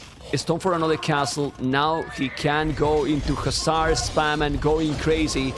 Ladies and gentlemen, MARGOUGOU might be taking this game. I don't know how Vinchester can come back here. Honestly. He's trying to add a 5th town center, but that doesn't really solve any of your problems. You can go for some pikemen, but the pikemen it's just a reactionary unit. You're not actually getting anywhere with them, and that's really what you need to be doing. The raids from MARGOUGOU, as soon as he started them, he hasn't stopped, and has completely forestalled any attempt of Vinch to make that big push down the middle that Melee are good with. And this is why we were saying in the beginning of the game, Khmer, just with that mobility factor, can really dominate on these more open maps. Yeah, and he's not gonna stop with the raid. Right now, check MARGOUGOU economy as well. He has 2 relics, he has over 2,000 gold. Hussar upgrade right away, another castle in top of that hill. The Hussars are coming, and he just need to make the +4 upgrade. Will you buy even more food? I will do it. Just try to go all in. The score, after all this crazy aggression, is still the same. Why? I have no clue. After killing 51 villages to 2, and it's still same score, the score is misleading, and this, he's even ahead now in the score. I mean, he might be thinking, MARGOUGOU, that what the hell? How is this even possible? Or you think that the players are not really paying too much attention to the score? They definitely keep it in mind. I think that you always have to take the score with a grain of salt, because I would imagine Vinch's score is high because he's been killing a lot of knights, whereas MARGOUGOU's mostly been killing cheap units, aka villagers. So it is going to be throwing things off just a little bit, but these players, of course, are plenty experienced and smart enough to know that just based on the game state, MARGOUGOU is with a large lead. The elephants are going to come forward and possibly snipe that trebuchet, but with that Hussar spam going to be incoming, if you're not going to be fully walled at this point as Melee, you're going to have such a hard time in the late game. Yeah, and he's having a hard time. He's gonna take the castle down here too. He's going with the Scarabits. He's still doing army, and now Halbardi is doing another castle. I don't know, man. If Vinchester come back, I really don't know what to say. I really don't know what to say. He's now taking the Hussars, man. The castle is still alive. He is going with the Trebs, taking this castle. He really need to kill this Treb. It's important because this castle is protecting a lot of economy for Vinchester. But there's no mobility here. He's doing kind of a bit worse. It's true that he has the halberdiers. The good thing is that they have +4 for free, so they are going to defend for sure. That trebuchet is going to be down. Alright, and well, Vinchester is staying in the game. I don't know for how long, but they stay. I'm trying to figure out how Vinch actually wins this. Because right now it feels like he's just doing everything he can to hang in there, but you can see some more archers coming in. I honestly wouldn't hate to see a transition into some hand cannons from MARGOUGOU. I feel like a lot of people forget Khmer have hand cannons, actually. They do. But they do. Yeah, it'll still be fine. Just something to help kill the infantry. Pressure with the trebuchets raid. It seems clean. But he's going Arbalest. Instead of Arbalest, just can cannoneers, as you mentioned, because at the end, Arbalest is probably even more expensive. You have to make this upgrade. I don't know. We'll see. The castle is gonna be down now. Oh my God. No. It's impossible, guys. It's impossible. And ladies and gentlemen, the probably, well, it's not over, obviously, because the series is still going. But MARGOUGOU is gonna be 2-1 ahead to Vinchester. The last finalist in KOTD 4 against the Viper. And with a gameplay, not only fun to watch, very solid and consistent. Very, very solid and consistent, using his civilization so much properly. And very aggressive and spamming army for the last 25 minutes, honestly. Yeah, just unrelenting with this pressure throughout the game. It's what MARGOUGOU does well. It's how we're seeing him play this one. And Vinch has just been trying to react. He was able to make it work in the last one, but right now it's just he is absolutely getting overrun by MARGOUGOU. Okay, that castle is nice to be killed, but he's still coming here with Arbalest, Skirmishes, Hussars. Military numbers is not a big difference, and now Vinchester still have 126 villages. Gonna make another TC. What is sure that Vinchester is not going to give up, and I remember some really crazy comeback from him. Let's see, it's true that 60 farmers Khmer is a lot. Even like that, 0 food. As you can see, he's spamming because he has 27 Hussars in the queue right now, while Vinchester is spamming Halberdiers. And you can see what Vinch is trying to do. He's trying to make this big push happen through the middle of the map. His trebuchet usage has been excellent. But MARGOUGOU's like, I just am not going to attack you right here. I'm just going to attack you everywhere else. And Vinch is going to try and defend this as best he can. But the economic difference from all of those raids is really adding up at this stage in the game. Yeah, I mean, he needs to kill those trebuchet. He should need probably a few bomber cannons here. Also, you need to kill those range units. Otherwise, it's gonna be almost impossible. It's true that he's trying to push, as you mentioned, in the middle, but now those 2 trebuchet go hitting that castle, but he's also being hit by another. And those trebs are probably out of the range, so might die if he's sending Hussars. Doing another castle here. Oh, this map control. Controlling this goal and the stone. This can be definitive. Look at the mini-map, Orlu. Everyone in the stream, MARGOUGOU has 75% of the map?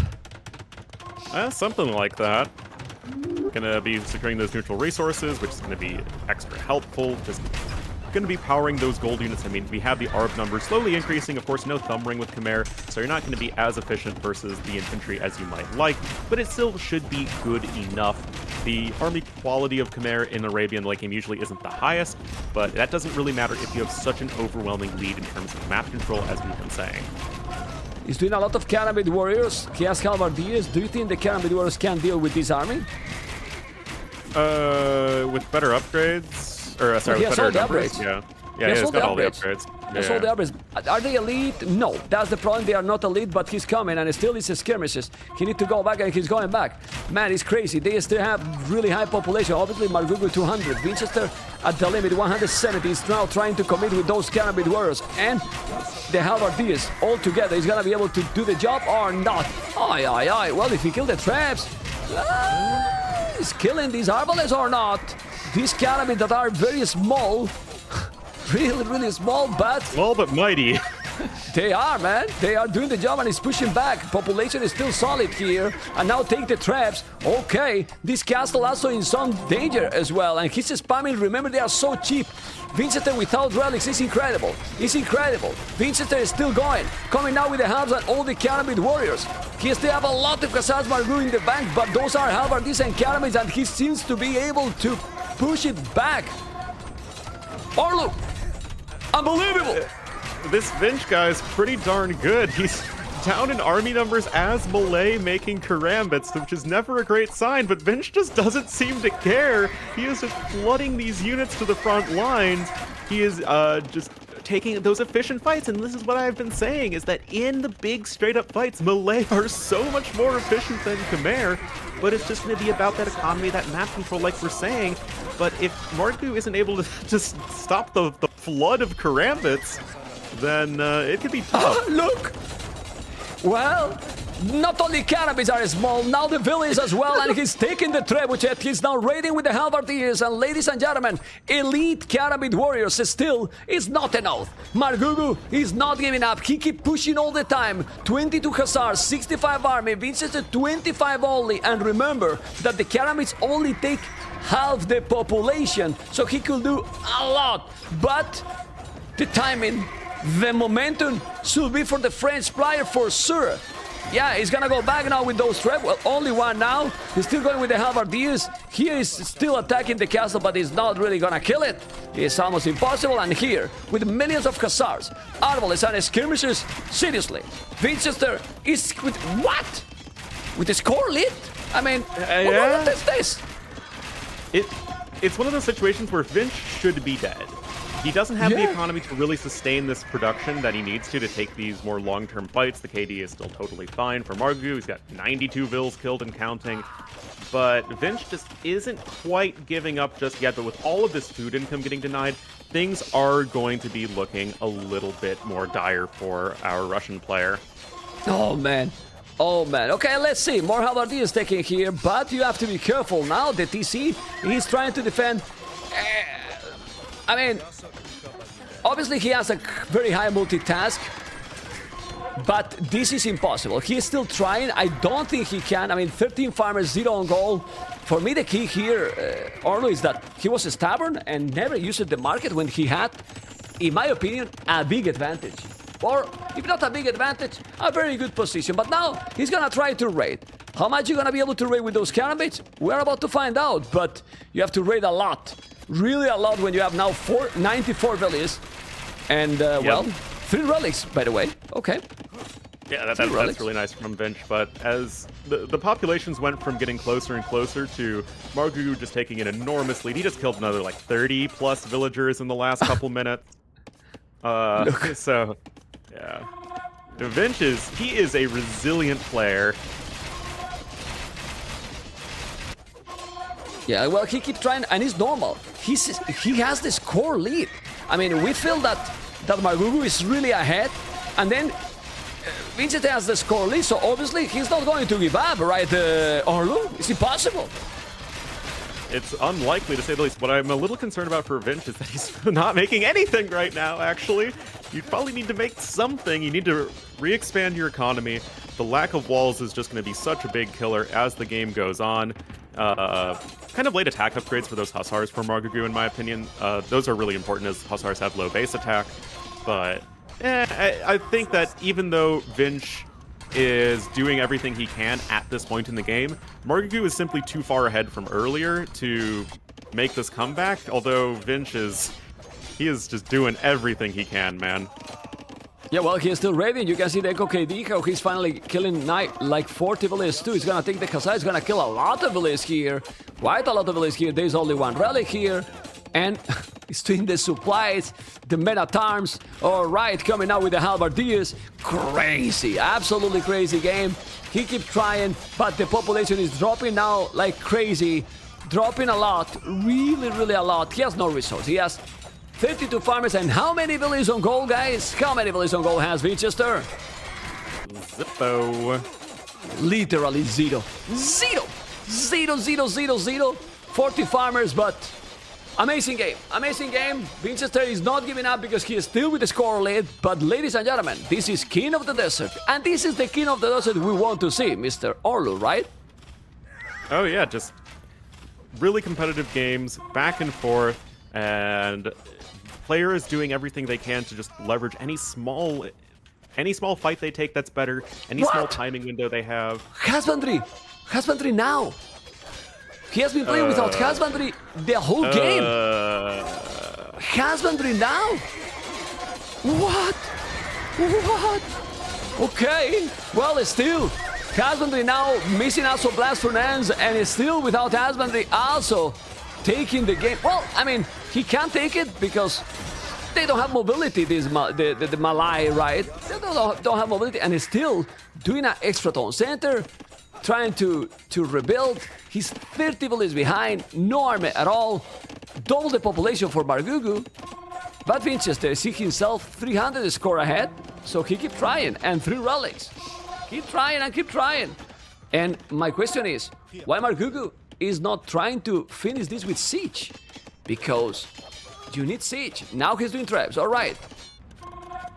Yeah, and I feel like even though Vinch has had a worse economy and a worse army, he's been much more effective with the army he's had. you feel all of the 46 or so units that Vinch has had on the map just because they're all doing something relatively useful, whereas MARGOUGOU has 51 plus arbalests, and he's just kind of wandering around with them. Well, he's now trying to kill those cannibals. He's also killing the farmers as well. And more hussars. He should have 60 hussars and then he's completely over. But anyway, Arbal is coming. He's gonna try to keep going. The score is still ahead for Vinchester. It's incredible, man. What the hell? I mean, the score is ahead because he's killing more expensive units. Simple. Only like that. Only because of that. Because he's under 100 population. It's under 100 population. It's GG. I mean, in my opinion, it's over. This has to be over. I mean, if Margou lose this game, GG call. Now I can say, if Margou lose this game, I stop streaming. But well, you know, Mem's career is saved, everybody. Yeah, I'm safe. Yeah, I'm safe. What an incredible game, and pretty sick, Mr. Arlo. What we can say about this game? Seriously. On the one hand, MARGOUGOU did such a beautiful job of getting ahead, maintaining that lead. It was looking a little bit tricky for him when Vinch was coming with that big push down the middle, but as soon as he started with those night raids in the mid-game, Vinch's villager count kept on stagnating it, kept on having to spend food replacing those villagers. It slowed him down.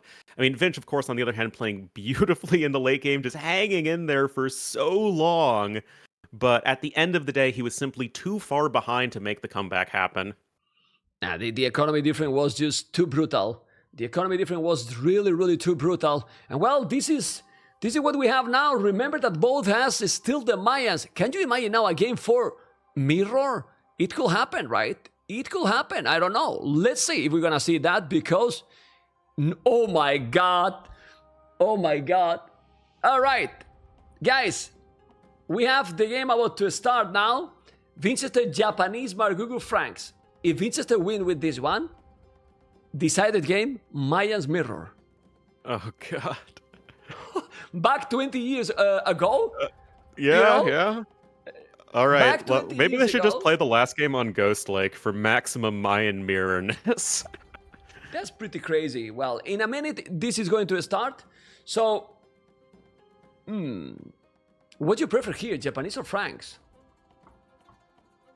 On the one hand, Japanese, kind of like Dravidians, are able to apply a ton of early pressure and sort of take the lead that way, and then ideally not give it up, just continue putting the Franks on the back foot. But on the other hand, Franks are just a very smooth civ to play, streamlined cavalry-based gameplay, but you can also go for archers because you have a strong economy.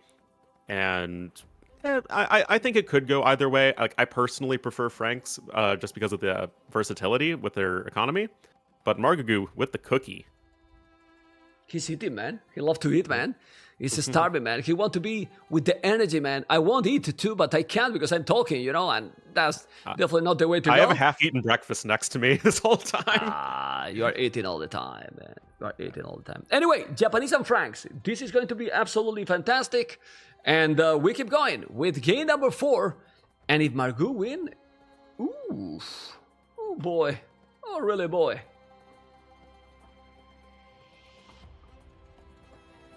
Okay, let's see what is going to be. Let's see what is going to be. Because, ladies and gentlemen, game number 4. And it can be this the first upset of the tournament, or because Japanese might be great counter to Franks, maybe, but Franks is so smooth to play also. It's tough for sure. Got the Japanese here for Vinch. He's probably going to need to do something fairly aggressive with it.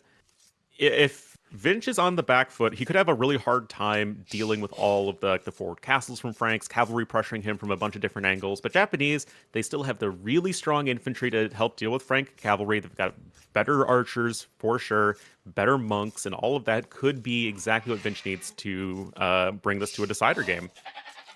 Let's see what is going to happen, guys, because we have Franks and Japanese here with that goal at the back, wood at the back, berries in front, and obviously you don't want that when you are Franks, but having this wood and this map, I think his map is fine. Orlo. Yeah, it's totally serviceable. Can defend himself a bit early on, still has the back wood, back gold, like you're saying. I like it. Again, as far as KUTD maps go, which can be very, very open, this is fine. Yeah. Not the meme, this is fine. Actually, this is fine. No, it's truly fine. Not a troll one. I prefer his map actually more than Vinchester because the goal is forward. Berries are at the back. It was his knight at the back. Not too difficult to wall this area if you want to go a little bit greedy, but obviously you have to make some big effort. And let's see if Vinchester is going to go aggressive and how going to go aggressive. I think in all the 3 games has been slower up than his opponent. And I think didn't work that well for Vinchester because he didn't really make too much damage. Yeah, I mean, MARGOUGOU's been doing a great job of just getting that initiative early on. And when he's been successful, it's about getting that initiative and then not losing it. Just staying ahead, making sure that Vinch is never the one who's really applying pressure. And Vinch, he has the civ to do that. Japanese are great at just knocking your opponent on the back foot early on. But the onus is on him to do that. Let's see what is going to happen. Really, really excited. And remember that Japanese with cheaper lumber camps, cheaper mill, cheaper mining camps, he's saving wood. And in minute 4 right now and having 4 values of wood, I think we're going to see the barrack again, Orlo. Right away after this house. Yep, that does appear to be the case. And it's just, the 2 militia Josh, it's so Vinchester, and it's what he feels comfortable doing. You don't get the attack speed bonus as Japanese in the Dark Age, so that's something they always have to keep in mind. But yeah, there we go. Barracks coming in. MARGOUGOU, meanwhile, probably going to be going for either the 2 militia on the way up to Feudal Age or fast archery range. I don't think you open scouts versus Japanese. That feels a little on the greedy side. Okay, well, he's going mill. If he's doing the mill, he might go scouts. Or not. Yeah. I mean, it would make sense. Yeah, because now the build order, guys, is that you go with the barrack or even with the mining camp earlier, then you push all the deers, and then you make the mill later. It's not the case now. This is more like a standard build order for a scout opening. We will see. Remember that the scouts are also more HP, so it's okay. But as you say, it's more tricky for sure. We saw this matchup yesterday or 2 days ago. I don't remember, but I think Franks went, as you mentioned, right away archers. Yeah, Who was this? Don't remember.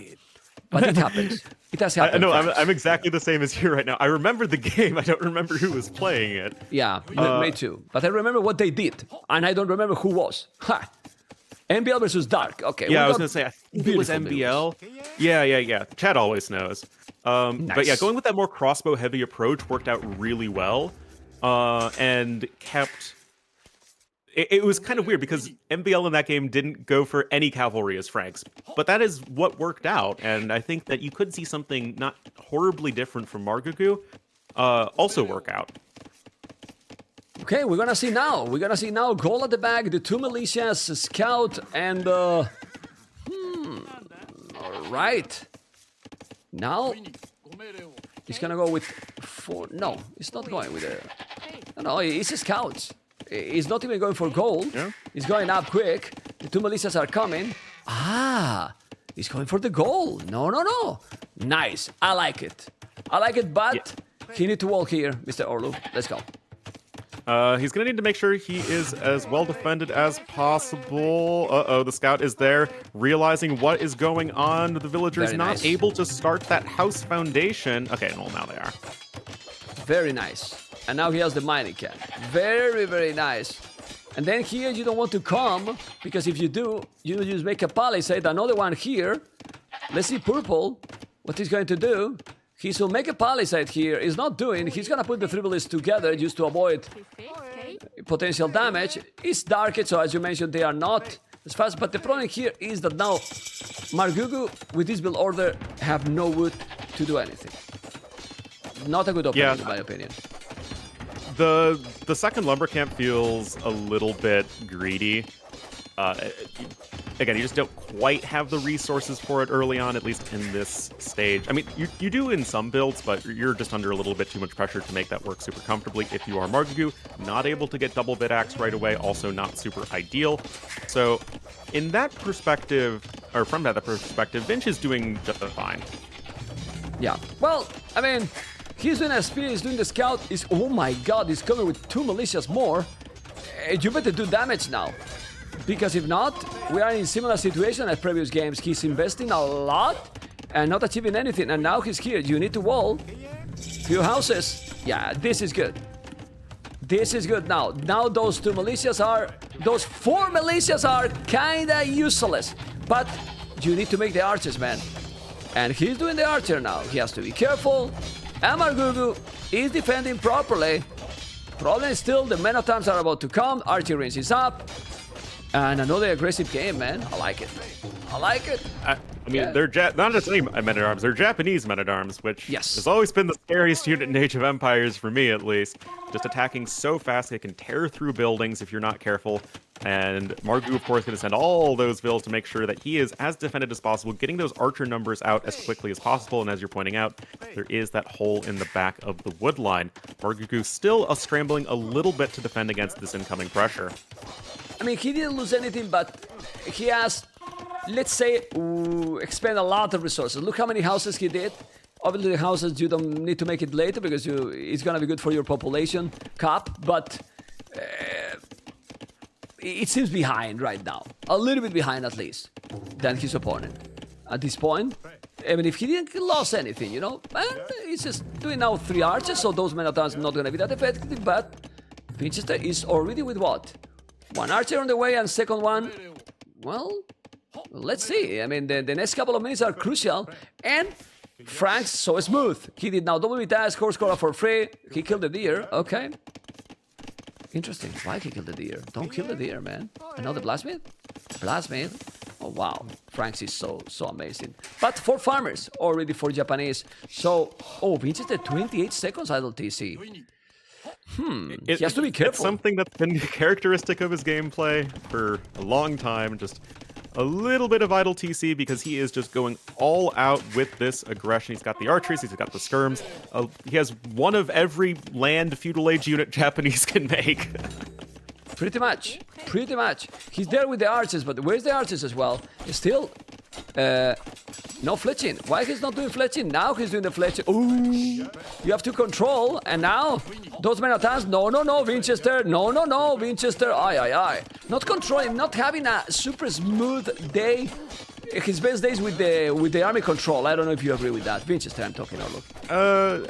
Just relative to the fact that Vinch has some of the best army control out there when he's, playing up to his best, then you could say yes. It's not bad, it's just not where... Not his best. Not his best exactly. Today. Not his best. Okay, let's see now. Archer's skirmishes, he has to be careful. He's getting the hill advantage in this situation. And military numbers, he has more army, but for our men-at-arms. So, since he's having now archers and skirmishes with +1/+1, MARGOUGOU should be able to hold these quite okay. I don't know what you think. Yeah, and this is, again, why that fast archer opening feels so safe. I mean, you can go for all the pressure in the world, but the archers are going to be your best tool at defending against that. Vinch still has the fletching upgrade as well. I kind of wish he was focusing more on the house as opposed to the lumber camp, because the house has the negative melee armor, whereas the lumber camp has the positive melee armor. So it feels like you could just take it down a little bit faster.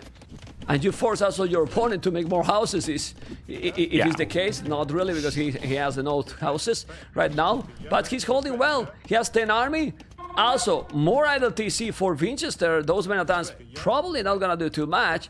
And if we remove the men-at-arms, it's 7 archers versus 5 archers, 5 skirmishes versus 3. So MARGOUGOU is fine.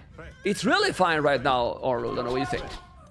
Oh, he is doing totally well. He's got the archers in the back, the skirms in the front, exactly what you're looking for. He's got the +1 defense, make sure that the enemy archers only deal 1 damage to his skirmishers. He's making sure he's walled up behind this. And Vinch is still pushing his opponent back, taking the high ground. He still has 3 of his men-at-arms alive. And the Bills are going to rush to defend that lumber camp. Maybe it's not that fine anymore, but those skirmishes with the +1 armor also helping quite a bit. He's gonna take those archers, he's gonna try to do it. He's killing some of them. Some really good quality kills here by MARGOUGOU. And now he has to be careful, Vinchester, or those men-at-arms will go to the damn hell. Now it's coming. Look how his bike rate, prioritizing the archers with the skirms and with the archers, the men-at-arms. Doing an amazing job here, MARGOUGOU, because his situation was kind of rough from the start, but he stabilized. And now a market for MARGOUGOU could make him balance the economy really well. And pretty much the same. Population is the same. And we might see the market soon. Those skirmishes are going to do the job. It's taking. Look at the army numbers, Mr. Orlu, because MARGOUGOU is now taking the lead in the game. He is just playing this so well. The KD in his favor by +5. And it's... I mean, what can we say? It's been a fantastic defense. The men-at-arms are all down, and it's just Skirm Archer v Skirm Archer. That's totally fine for MARGOUGOU because you are working with a little bit of a better economy. That said, Vinch is a decent amount of resources banked up, but unless he builds the market, Scout. it's not like he's going to get him to Castle Age. Or he's going to go Scouts now. Oh, there you go. That's the game for MARGOUGOU, in my opinion. Because now MARGOUGOU is doing the market, he's gonna buy the resources to go up, and if he's doing the scouts, he only need to go back again and then stop Franks in Castle Age. Yeah, the scouts feel like by the time they really come in and can push MARGOUGOU back, he'll already be clicked up to Castle Age, and I don't see Vinch able to get more damage done because since the start of the game, MARGOUGOU has been very sort of walled and tight. He canceled Orlu. He canceled the scouts. He read it properly. He canceled them. He's doing the market. Now, after the market, he just buy the resources and is on the way to Castle Age. We have been talking, guys, how important is to balance the economy and how smooth can be Franks. And now Franks should have definitely more villages on gold, Orlu, because he has only 4. He has 20 farmers right now. And now what? He's gonna wall everything? He's gonna keep going to skirmishes? No, please, just do something else. Not all these skirmishes. Now he's doing the scouts, but Vinchester also on the way to Castle Age as well. These cities are so close. Whatever happened, the games are being so damn close all the time, Mr. Orlu. Yeah, and that's exactly what we want to see. Scouts are on the way. Archer's trying to go within the minimum range of the skirmishers. Nice little bit of micro there from Vinchester, but he is still going to be losing his archers. And this is especially painful because in the long run, MARGOUGOU doesn't really care that much about the skirmishers, whereas Vinch, it's much more important for him to build those archer numbers in feudal age so that the transition to crossbowmen is just that much smoother. Oh, look at the walls in the last second. Beautiful. He walled it in the last second, going by with the 3 villages. He has to be careful. Gold mine and upgrade, skill bar and armor. How many stables? Okay. No stables yet. Can you make them? He should make the stables. He is doing the upgrades, but no stables. All right. Very interesting. Well, it's been annoying, but just look how much he has created, Orlu, to kill these skirmishes. So the value for those skirms are sick. I will do second stable, right? Second stable, Orlu? Yeah, I think so. I think that makes a lot of sense. Maybe he wants to add in TCs or a siege workshop or something. But okay. I like the idea. You have a good amount of resources at this stage. Just go attack your opponent with some knights. Yeah, but look at the economy for Vinchester. Quite unbalanced. 1,000 wood. Not a lot of food. 4 villages on gold only. Now going with the TC. Oof. 2 extra tone centers, of course, but Franks is so great. Chain Bard in armor, bow, so now he can make the 30 TC that I will do it here probably on the goal. And then you are completely safe in this area.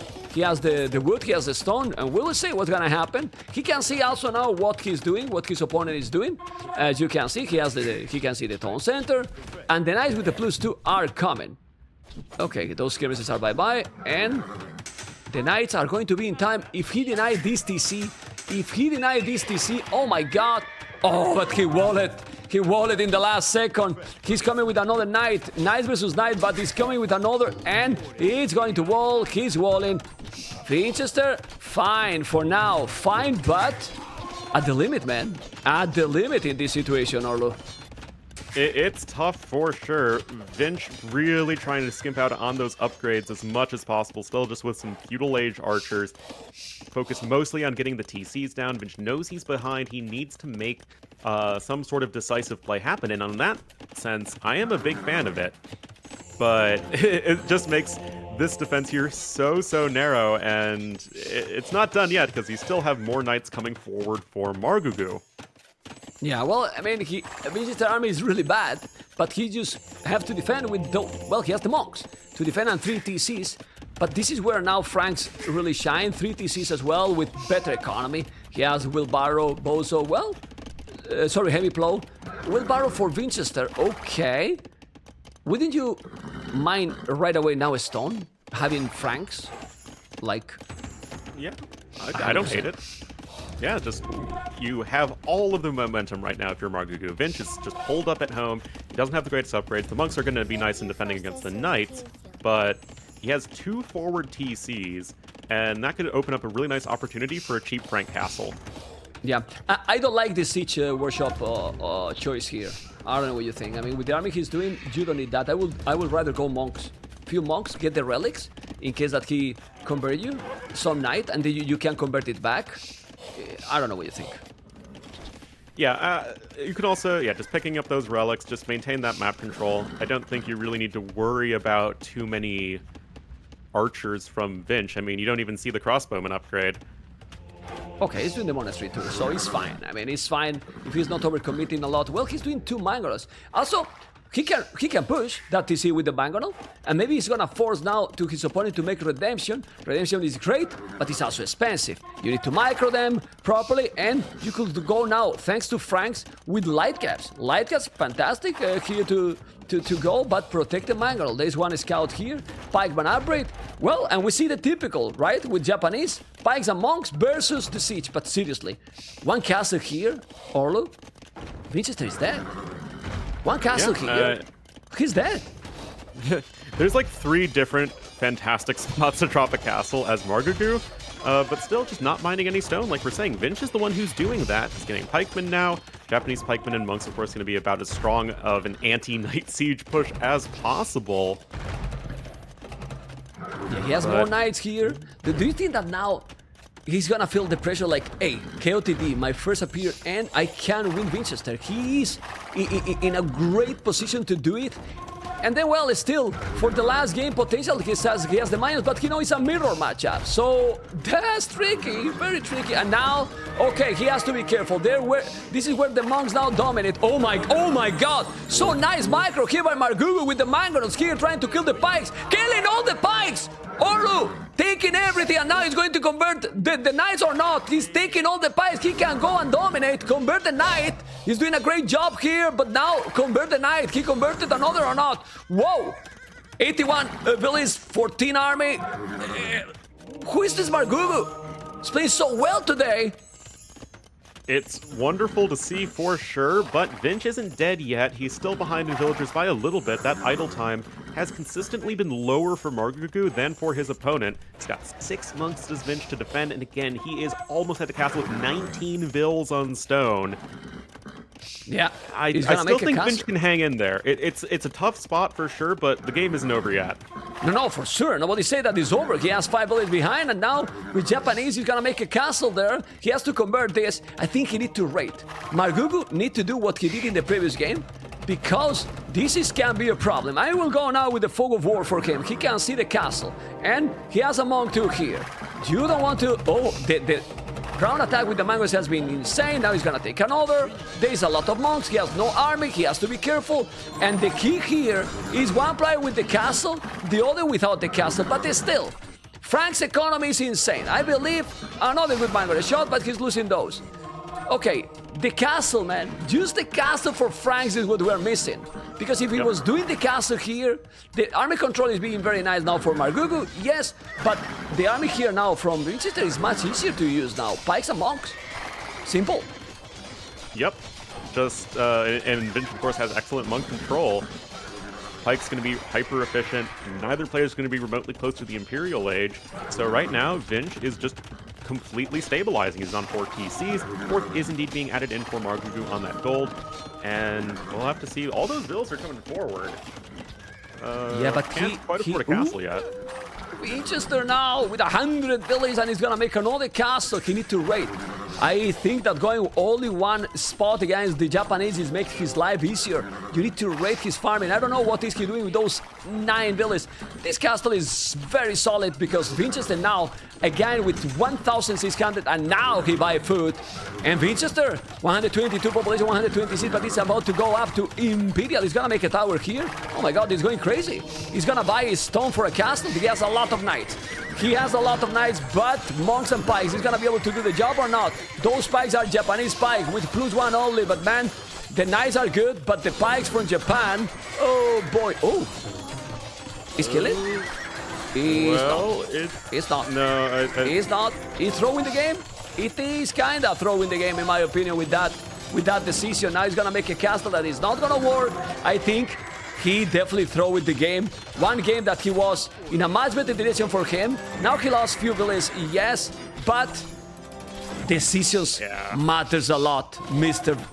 Orlu. And here, this wasn't the best decision. And now Vinchester is on the way to Imperial. When you go Knights +2 like he had and Siege, you need to do a lot more damage than he did. It was nice with the battle here with the army, but he never raided. And then Vinchester economy is just untouched. Yeah, it feels like MARGOUGOU set himself up very well, but he just didn't maybe feel comfortable enough to commit to the full-on pressure with those forward castles. Because now Vinch is the one who's in this really strong position in the middle of the map. He's on his way up to the Imperial Age, and just a couple trebuchets, get Halberdier, and suddenly you're just in an absolutely disastrous position as MARGOUGOU. Yeah, and now Vinchester only need to wall. If he wall his base and go with the castles, 1, 2, 3 castles. I smell the Maya's mirror, man. I smell the Maya's mirror. I smell the Maya's mirror for the decider. Oh boy. Oh really boy. Let's see what is gonna happen. We have a ramp here. Obviously, if he kills this castle, it can get a extra life. He still have 112 villages, the same that Vinchester, but he's not even close to go up to Imperial, and that's a real problem. Let's see when he reaches Imperial. I want to see MARGOUGOU reaction, if he's gonna react or not. I'm checking his webcam. Not even reaction, right? Oh, he did reaction. He did react. Did you see that face? Like, oops. Oops. Did you see that? It was like, oops. That was kind of clear. His reaction was definitely a good one because we could see like, oops. This is not what I expected. He never expected him to be there. At all. I think MARGOUGOU just wasn't really considering how strong of a position Vinch was in economically. Vinch with great castle placement, sort of defending his base. MARGOUGOU now embarking on the raids, but it's looking pretty dire for him for sure. There's a Treb coming in, conscription as well, and Vinch in a very comfortable spot to bring this to the decider. I insist, I think he didn't need the siege and just go, when he did the siege, 10 villages on a stone and make himself the castle faster. With that, I think the game was completely different. Yeah, totally agree. Yeah. Okay, well, let's see if he's gonna be able to take the trap. He has still 153 population. Good thing is that he's not really getting big damage at home, you know, and he's gonna take the trap. Vinchester don't have a lot yet, and his opponent is doing Axemans, millions of petards. He's gonna take the castle. Okay, I think he might be able to kill that castle. Look at the 3 petards. Oh, if he's killing that one, and the castle is going to be down. Whoa!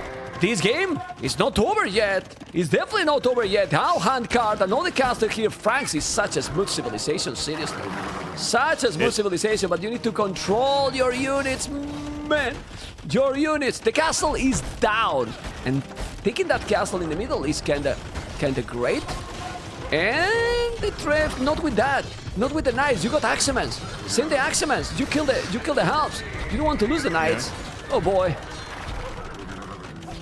I mean, MARGOUGOU is going to have maybe a bit of a difficult time getting to the Imperial Age, but if you can go Knights plus throwing Axemen, I mean, that is a very feels-good man-army composition. Your army is just going to be so much more valuable than your opponent's. Vinch has plenty of Trebs of his own, but without that mobility, it's going to be difficult to actually raid your opponent. You need to win these fights straight up. And it looks like he will start to do that now. Nah, but he's still doing army in Castle Age. He needed already to be up to Imperial. This is starting to be a little bit too late. He still have the same population, but those Halberdiers now are so strong. They are +1/+1, but just look how they wrecked everything MARGOUGOU has right now. Okay, he's up to Imperial. He listened. And the TC is going to be down. He has to have good population and 2 castles here. That is not the best spot. No, GG, man. GG decided game. Wow. I think he knows that there was some decisions there that could be improved.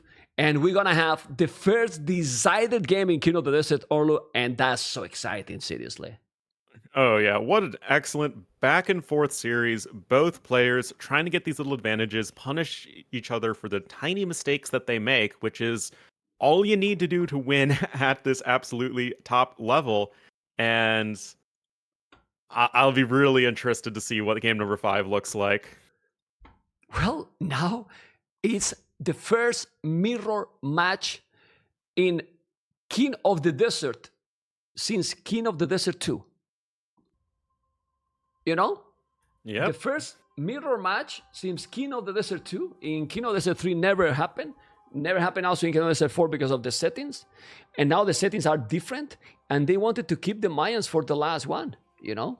So we're going to have Mayans War. Because, I mean, they have Gurjaras and Mongols. So maybe he can pick something else. Is it confirmed that it's actually a Mayan mirror? No.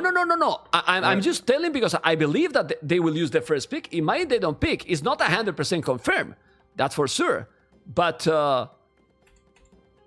imagine that. Do you think that maybe it's gonna go Gurjaras? I feel like Gujaras are more likely than Mongols. Ooh, okay. No mirror, guys. No mirror. All the hype and Vinchester Gurjaras, Margougou Mayans. Wow. Yep, that's what I was thinking. Let's go. Yeah, Okay. I feel like Gujars are just such a strong counter civ, right? You have your Shrivansh Riders to deal with all of the archers, and you have your Chakram throwers that will kill Eagle Warriors. It's going to be a little bit tricky, of course, because Mayans, like Franks, are just such a smooth civilization. But this is at least going to be more interesting than watching a bunch of Eagle Warriors run at each other. Honestly, I agree. People think that hype wasted. Just the opposite. Gurjaras Mayas is more hype. Gurjaras Mayas is more hype than Mayan versus Mayas. But then, how we can explain that in a series like this, you pick your first pick is Mayans, and then Vinchester is not using them. You know? Hey, I mean, it's why we draft 6 civs, right? It's always an Mind games. option. But there's always that decision making involved as to what exactly you want to go for, and that's of course what makes all of this decision making that much more interesting. And here we are, game number 5, Margougou versus Vinchester. Pretty sick, serious. And now we have Mayans and Gurjaras. As you can see, berries in front. The goal for Vinchester. Not what you want, Mr. Orlu, because that map for Vinchester, ouch. Well, he has 1 goal at the back, but ouch still. It's going to be very difficult to wall up early on, and Mayans, they will likely have the lead in the early game. I mean, Gujaras with the garrisoning the goats in the middle, it is quite helpful, but, whoa, actually Margougou going right across the map with his Eagle Scout. Layman already gonna take the elephant and gonna take the ships. He can kill even ships if he's going. If he's going, he can. Oof. Well, he limited one. He might kill this one. He's trying to block. He's gonna. Oh, he was trying to kill it. Did you see it? Yeah, was trying to kill it, man. Oh god. Well, he take one. Okay, he's taking something now, and you know where the elephant is. He's gonna push the Zebra, and this is starting as we want. Beautiful, with some action, you know. Not luring deers both, you know. One is doing this because with Gurjaras you need it, right, Orlu? Explain the starting for Gurjaras, because maybe there is some people that is new in the game or is new in the channel as well, and we have to explain what is the special of in Gurjaras. Well, if you are new, welcome to AoE. Hope you're having a wonderful time. This has been a fantastic set. Ooh, even getting a couple more goats. So the way that the Gujaras work is that you can garrison your sheep, or goats in this case, in a mill, and it will just automatically generate food for you as if it were like a mini relic. Now, the more goats you have garrisoned, the more food income you get, which is why laming them is a pretty big deal. But at the same time, you can't eat those goats, so you have to really push in those deer equivalents so that you are able to maintain all of your food income to get to feudal age quickly. I think that explanation can't be better done by any co-caster, professional co-caster. Or look, 3 ships is that big deal to Gurjaras. Honestly, it's not good, but I think it's not that huge anymore because the bonus is still not super crazy. Obviously, it's good for for It's MARGOUGOU, but don't think it's a GG for Vinchester. Yeah, the bonus now being logarithmic instead of linear does mean that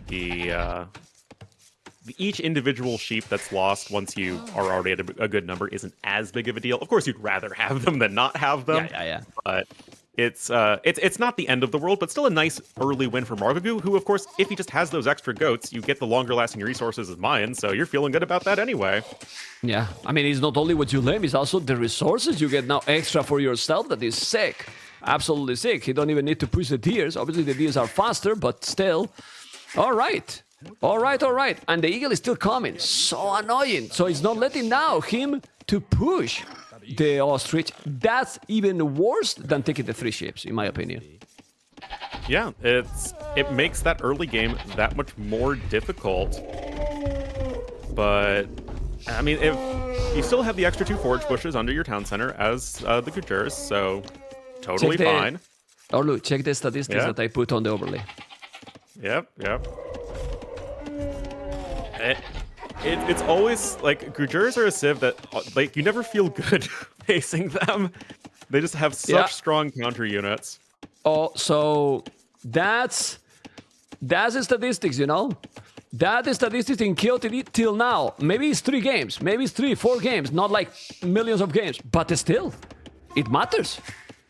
Like Gujaras is solid, really solid against a civilization like the Mayans that is, well, as we all know, a pretty sick one. But he's gonna go up now with 20 population. Probably if you get all the resources and you can put those ostrich, you want to go quicker. He's doing now the house. He's gonna have the resources because if not, no, he has the resources. And Vinchester is going for safe walls right now.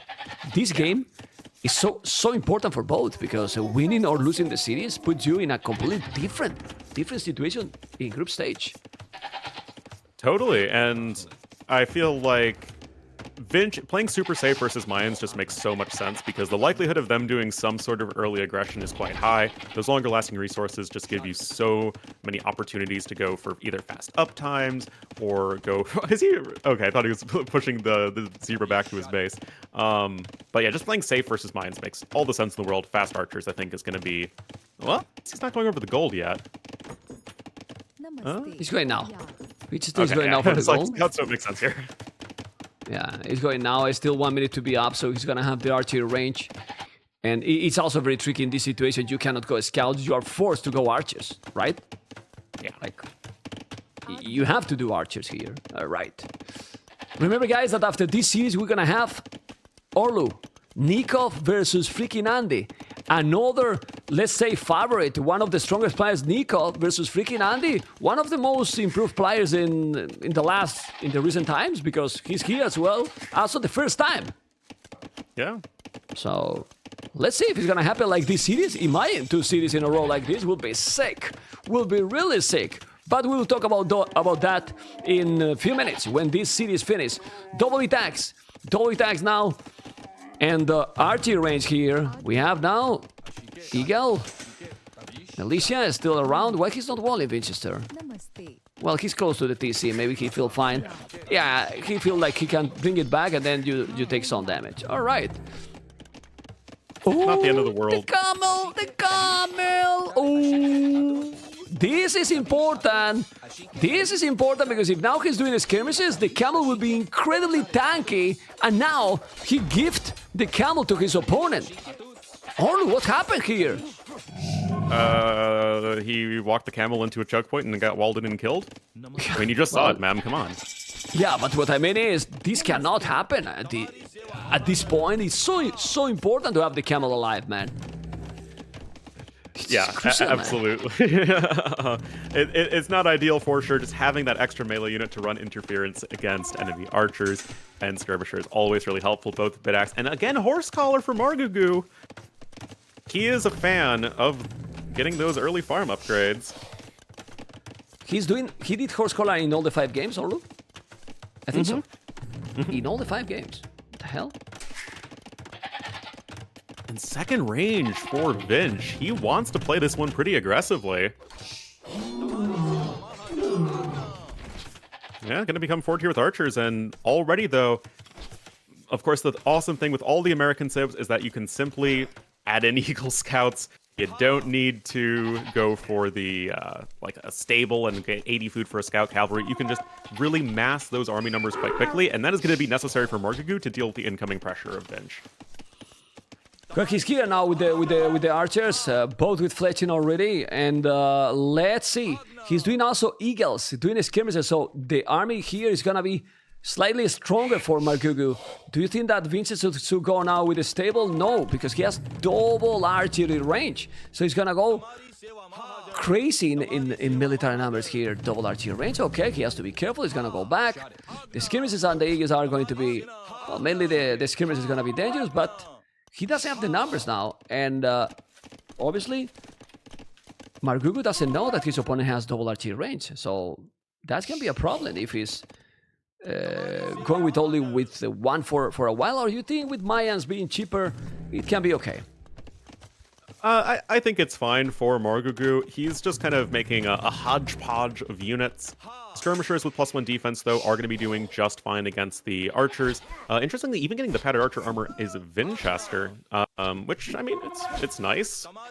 But, of course, having the high ground going to be really important in taking these fights.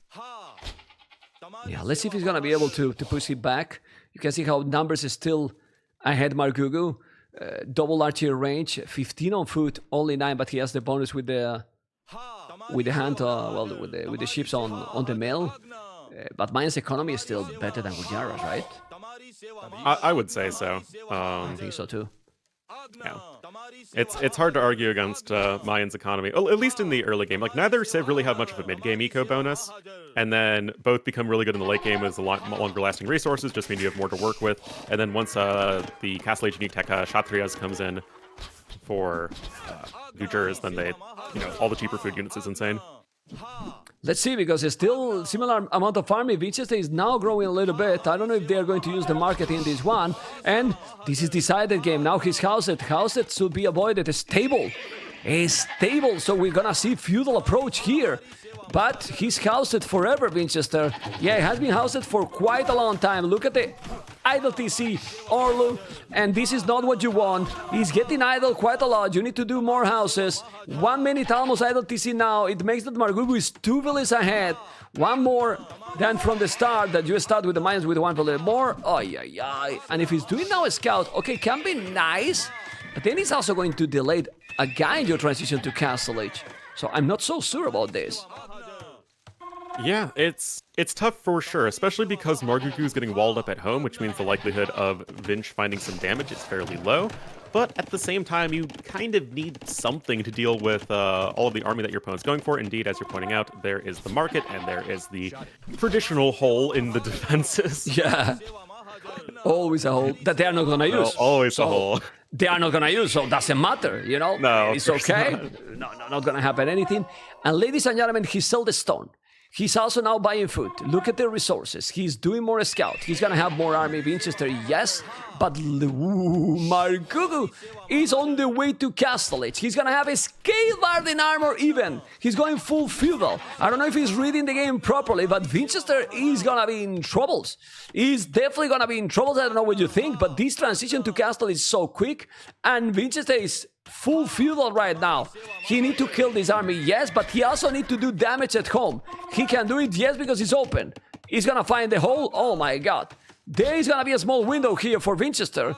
Is he gonna take it? Is so many scout? Why so many? You need to go already, or Mayans are going to be able to dominate here. What do you think, Arlo? Oh, this is pretty crazy, and I think it's a beautiful read from MARGOUGOU. But still, the scouts are going to come forward. You only have 1 spearman as a part of this army for our yellow player, and that is a lot of archers for Vinch. I mean, he went double range so early on. The spearman will fall, and MARGOUGOU is forced back. And the only thing that I feel could be really awkward for him is that what is his Castle Age army transition really going to look like? Elite Skirmisher doesn't really feel like the strongest play in the world, but if you're going for the Eagle Warriors, your numbers are still quite low. So right now, Vinch has the opportunity to take some good fights, and that is exactly what he's doing. He's killing, but he's losing the scouts. And losing the scouts, now he's gonna lose the archers because he has his skirmishes. And he's doing more scouts. And then his opponent is almost in castle age. I'm not so sure, even if he has all these skirmishes. Well, the scouts now doing the job. Still, where's the eagles? Where's Yellow Army, man? He's not producing anything. What happened? Now, okay, now he's doing the barracks. Now he's doing double barracks. Now you're making the Eagle Warrior switch, but you're going to be kind of squandering that Castle Age advantage as MARGOUGOU. Vinch still has a ton of archers left, and the Castle Age might be enough to scare the archers home, but no, Vinch has no fear, and he is still going to be looking to get some damage done. Those villagers are going to have to evacuate from the gold mine, and a position that looked so beautiful for MARGOUGOU is now a bit awkward. It's really awkward because he also has no stone to protect the gold here. He's gonna wall here, but then MARGOUGOU has seed of his own gold. Well, okay, he's moving here. I like it. So he will have gold miners, but no Eagle Warrior. If you don't make the Eagle, he's doing the +2, okay. And it's still open. Oh my god, I can't believe it. Now Vinchester is gonna be able to go up to castle. He has the numbers, he has the timing, he has the momentum. And then riders, I believe. Sivansa riders? Yeah, those are gonna be super powerful. Plus crossbows, of course. It is worth remembering that the Revenge Riders were nerfed in the last patch. They now cost 10 more gold, so it's 70 food 30 gold as opposed to 70 food 20 gold. And they attack slower, so they have a reload time of 2, which is the same as like most units, as opposed to 1.75, which was even faster than a knight. So what you just said is that before they were incredibly broken, now they are only broken, right? Yeah, now they're only slightly broken. Okay. Makes sense. Eagle Warriors are coming. 8 with 15 archers, bloodlines, and siege workshop. Vinchester mining camp here, and siege workshop in front. What is gonna happen here? We will see, because he's going with the siege. I like that, yes, but if he loses the siege with the potential now riders, then he's gonna fall really behind, in my opinion. I don't know what you think.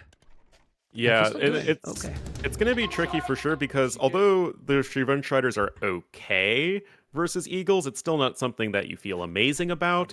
And without Knights and with very sad infantry, dealing with these Eagles is going to be difficult until you get to the Chakram throwers and can go for your big disco party and kill everything. But there's 2 scouts being annoying. One villager down. He's trying to wall and he can't. He's doing another town center. I thought he was going to go more 1TC all in. Right now, how are you gonna be able to spam Eagles, make villagers going siege? Isn't this too much?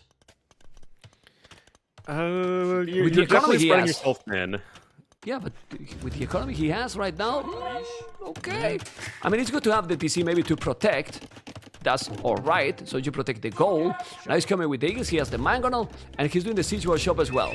It's time to do the riders, and those are archers with Bodkin. Oh man, population is almost the same. What a close series, and second TC as well. Who has the advantage here? Who has the advantage here? My goodness. I still feel like MARGOUGOU's position is a bit nicer, but on the other hand, I like Vinch's Civ as we go throughout the game more and more. But it's tough. It could go either way at this point, which is exactly what we want to see in a Game 5. Oh, no, but this is the terrible thing that cannot happen. The Mangonel, this is what Vinchester did amazing here, Orlo. He just put the riders, take the siege, and now he's wasting that siege easily done here. MARGOUGOU gonna lose out the villager forward too, or maybe not. Very nice. Very nice reaction here by MARGOUGOU, but losing the siege for nothing is what you has to avoid, because he could do damage here in the goal. The goal is very exposed, actually, for Vinchester. Like, really exposed right now, and MARGOUGOU can see it. He knows that he's very exposed, but you need to protect. You have to control now the units 100%. Otherwise, well, a snowball. Scan a snowball. Yeah. And the really awkward thing for MARGOUGOU right now is that although if both players were to patrol their armies into each other, MARGOUGOU would win quite easily, it's going to be very difficult for MARGOUGOU to actually force a fight, because the Revenge Rider is obviously super fast. You're going to be dodging away from those Eagles right there. And without any sort of ranged component, other than like maybe one Mangonel, you're not really able to force a fight at your opponent's base, rather. And then suddenly, like, what's the point of having an army lead if you can't do anything with it? Well, you are going to be trying to add in a third TC at this point, but we'll have to see if that is going to be enough, as Vinch is likely going to be going for some big counterattacks. Now it's happening. Now it's coming. He has the Mangle. He has the Eagles close. He's gonna try to take some villages. You need to kill those gold miners. Let's see if he's gonna make some damage. He's still 4 villages behind. Margougou is taking the village. No, but he's forcing him to go back. And now Vinchester has definitely no goal. Well, he has goal at the back that he could see, then he could go. And this is splitting those. They are so fast, man. They are so fast. Kill villages at least. Got it. He killed few villages. Okay. Well, that Mangle has been worthy, in my opinion, because he killed few, he forced a TC, the goal is, he's out of gold right now, I mean, he has a lot, and he's still with 7 villages more, so Margougou is in an okay position right now. Yeah, I mean, even though Eagle Warriors were nerfed in their price a little bit, they're still quite cheap and much easier to produce en masse than the Shrevenge Riders, and I would not recommend that fight, Vinchester. Ooh, lost, what is that, 4 Shrevenge Riders there for free? And more. Yeah, and more. And now it's time to go around. Now it's time to go around, finally going around. 3 TCs is kinda in a very small base. You see all the while, look at how spread is Margougou. Much better in case that he's coming to raid, because if he's raiding here, Margougou, Vinchester has everything in the same spot. So basically, all his economy can be idle. On the one hand, that's true, but on the other hand, it is going to be easier to defend if all of your stuff is right next to each other. You can just keep your, especially archers, which are quite slow, you can keep them in a more central location and hang on that way, as we're kind of seeing right here. Is needed the pikes? Well, I mean, it's gonna be good, obviously against the riders, but with the upgrade he's doing, it's gonna be expensive. I think full leaguers would be good. I will go for forging better even, but let's see. He's gonna go back now. Obviously to defend those, it's gonna be nicer here. And again, no stone. Stone is a must. You have to mine a stone right now. Although he's not mining a stone. Yeah, it's like Margougou really wants to apply pressure, but he's not committing fully to it. Now, he is in a better spot economically, and he still has a better army, so it's okay for him, but I do really worry for him as the game goes on, just because Gougers have much stronger options in the later stages of the game. Yeah, but right now, let's see, 8 villages more. The Conquerors are coming. This is a lot of Eagles. This is a lot of Eagles and Pikes. No, a lot of armies. 9 villages more. The Mango shot is good, but the Eagles are still doing the job. He has to kill that one. Good Mango shot again, but those Eagles are +2. He's coming with so many. He's gonna kill the Conquerors or not? I think he will. He still have more army. No, it's almost the same. And the Gujaras and the crossbows, but the Eagles are amazing here. I think the Eagles are stronger, but he has controlled probably a little bit better his army in Vinchester. Yeah.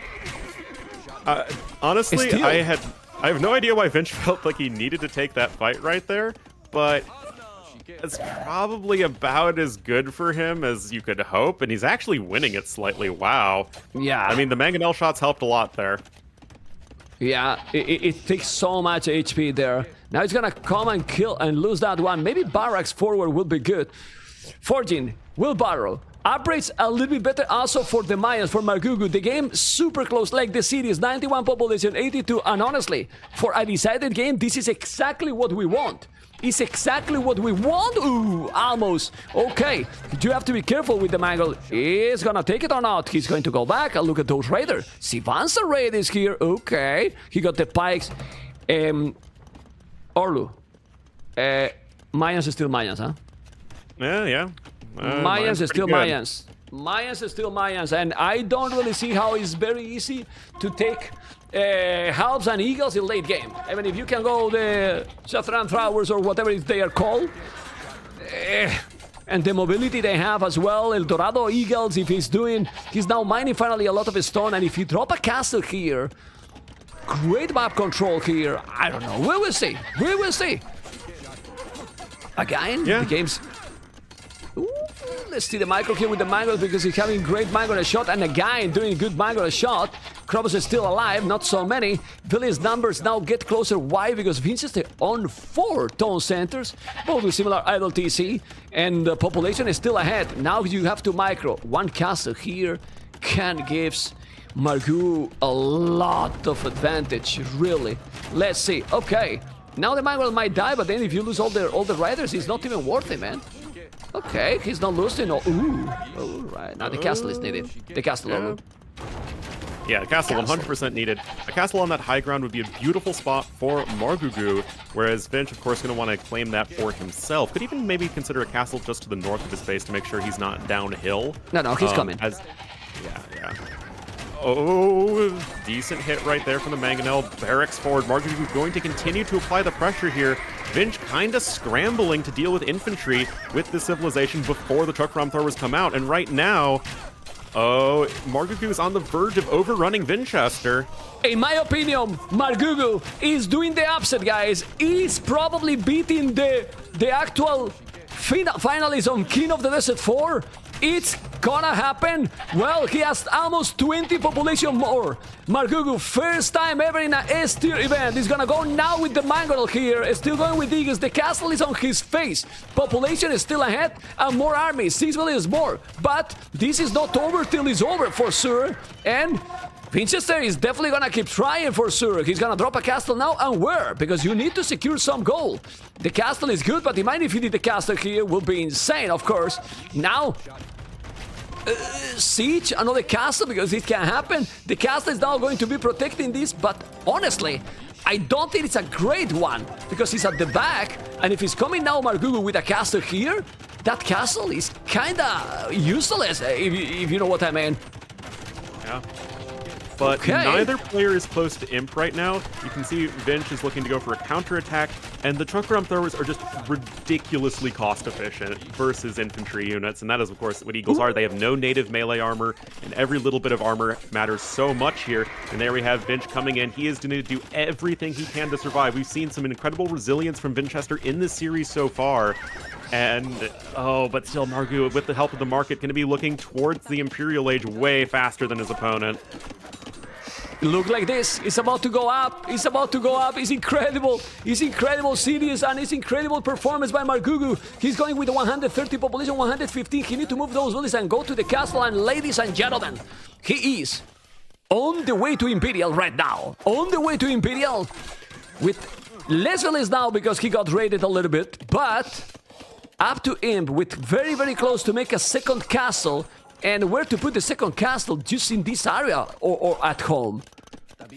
Maybe one at home to secure and, I don't know, to don't get raided? It's a tough call, I think. You can justify it either way, but Vinch is still very much stuck in the castle age for now, and that is going to be a really big issue because without a castle, you can't make the truck ram throwers, and then you have absolutely no answer to mass eagle warriors as the Gougers. Man, he's this is such a tough spot. Yeah, he's feeling it. He doesn't know. Look at the village on the stone here. He doesn't know where to put it. He's gonna come and trying to raid. Now Vinchester has more villages than MARGOUGOU. More villages than MARGOUGOU, but less army. But by far, the problem is that those raiders can kill another 10 villages easily if he's coming. And he's gonna be an Imperial. He's coming with so many eagles. He want to make the castle forward. MARGOUGOU want to make the castle forward. Those spikes dominate.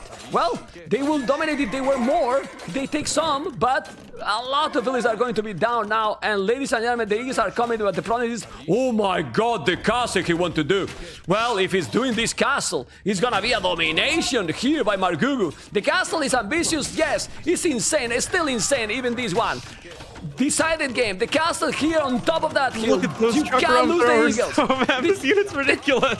The Chafram are eating the eagles, my goodness. He has to defend because if he's not doing the castle, he's gonna be a down one, and now he's losing more and more at home, but he is still with double the army, and Vinchester is not tapped to Imperial. Now he's gonna lose those eagles. If he loses, oh, what happened to the eagles? Oh, they disappear! They disappear, my goodness! Well. Oh my god, the eagles disappear! Really? They disappear, and now Trebuchet coming, gonna take the rider. The problem is that he's still not in Imperial, and then he might lose the castle. And at home, 90 villages. With Mayans, you doesn't need that many. The timing, the momentum is for MARGOUGOU. Gurjaras with now Satrillas, 25% cheaper the food. All the units, all the military units, and 2 Trebuchets. Who win this game, Orlo? Ha! It's tough, and remember, those Gujar's armored elephants in the Castle Age still get the extra bonus damage versus buildings. They're going to be a bit cheaper once Kshatriyas is in. If a Civ can make full Castle Age work, Gujars are a pretty solid candidate for it. And yeah, it's going to be unfortunate if you can't make more Chokram Throwers, but at least it's a unit you can keep alive really well. And Orlu, for the hype not only, and for future tournaments, with third day of the tournament, opening matches group stage. I'm not telling you this is not important. Of course it is important, but we are not in the single elimination rounds yet. Over 5,000 viewers only in my channel, and on a Thursday, not even in a weekend. Thank you so much for joining. I think this game deserved, because this is the best game, Orlu, and we love this game, and these kind of matchups are just amazing. Let's go! It is such a joy to cast this set. More armored elephants coming in, more Chokram Throwers, more Sri Bunch Riders. Vinch needs to go all in Castle Age here. Armored elephants are on the way. They are, of course, absorbing a lot of castle fire. The Trebs are going to be walled in, which is really helpful, but at the same time, the army is just so ridiculously strong for Vinchester right now. The Eagles are going to jump out of the castle, but those Chokram Throwers, it doesn't matter that they're attacking uphill. This unit is just silly. Where's the Eagle? Where's the Eagle? They disappear, man. Look at the score. Unbelievable. Unbelievable. Oh, man, Mayas are Mayas. It's not Mayas anymore. The army disappeared, and I'm feeling bad. I'm feeling really bad. Now, time to make plume archers. Plume archers. Right? But that's going to be difficult without a castle, as those extra damage siege elephants are coming in. The Sri Bunch Riders here, the production is on point for Vinch as it needs to be. He's still on 119 villagers, and that first castle is going to go down. That's going to open the front of Vinch's base a little bit, and suddenly, who cares if your opponent's an imp if you've got, like, the best Castle Age Civ? It's incredible, man. He's in Imperial. Vinchester is still not even close to go up, and right now, those Chokram Throwers with those raiders, he's gonna come and kill the castle, not even in Imperial, and he's gonna take it. Those elephants are crazy. And now do you understand why Gujaras win 100% against the Mayans? Now you got your answer, man. Now you got your answer. This is crazy. But let's be honest, also truth. He could do another transition. He keep doing Eagles all the time, and he has Arbalists. He has Plume Archers. So he has tools to do something else. Well, he is still doing Eagles the whole game. And that's obviously Margougou decision. Yeah, and he's not getting El Dorado. It's not something he is prioritizing. And of course, the raids from Vinch do help a bit in that regard. But I feel like there was a little bit of not respecting how ridiculous Chokram Throwers are. And those Eagles are absolutely evaporating in this sort of fight. You need to have that transition. You need to have the fallback plan. And well, right now, if you lose this castle, he's dead. Because then he doesn't need to mass army anymore in castle. He will go to Imperial, and he's not gonna have time to defend. And like some people say in the chat, you can also go halves and onagers. Okay, this is good amount of Eagles, but you need to kill the elephant for sure. Those, okay, these might be, but remember that these Eagles is still Castle Age Eagles. No, it's Elite Eagles. Okay, no, it's Elite Eagles. But he didn't make +4. It's what I mean. No +4. Now 52 army. So he still have now a lot of army. Okay, so it is possible even with the Eagles to do the job. He need to send somebody forward and repair that castle, because he really need to keep that castle alive. This is a crazy game, man. I mean, these cities are, I mean, beautiful, man. Really beautiful. And yeah. Sick. No complaints from me, but look at this. Vinch is actually trying to switch into some scout cavalry, maybe thinking that he needs to preserve his resources a little bit better. The Chokram Thrower numbers are a little bit on the lower side, and the Eagle Warrior numbers are only climbing.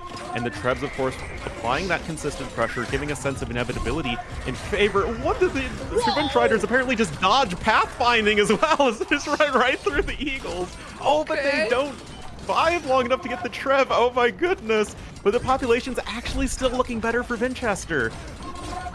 Yeah, but this is starting to look now a little bit better for Margougou, because he might take the castles. And if he take the castle, then he's gonna be definitely in a position that he's fine. He still didn't take the relics. 105 villages. It's maybe too little. Light cap now, not going to Imperial. 2,500 wood. Need to defend this. Why he's not sending villagers forward? I don't know. He need to send villagers forward and also raid a little bit. He's trying to take the castle, but he need to make some raid. Raiding, it will hurt his economy a lot. If he's not raiding a lot, at all, sorry, he might be able to go up to Imperial. And no, it's not. It's impossible to go up to Imperial. He's doing army all the time. Oh my God. You can't afford to spend the resources on Imperial Age. But still, the castle is getting lower and lower. Oh my goodness. Wield the power of balance in your own two hands. The Chakram Thrower. Yeah, well, we will see. You have to be careful here. And... Alright, he's gonna go. No, man, but now the units are gonna disappear again, man. Oh, man. Like, seriously.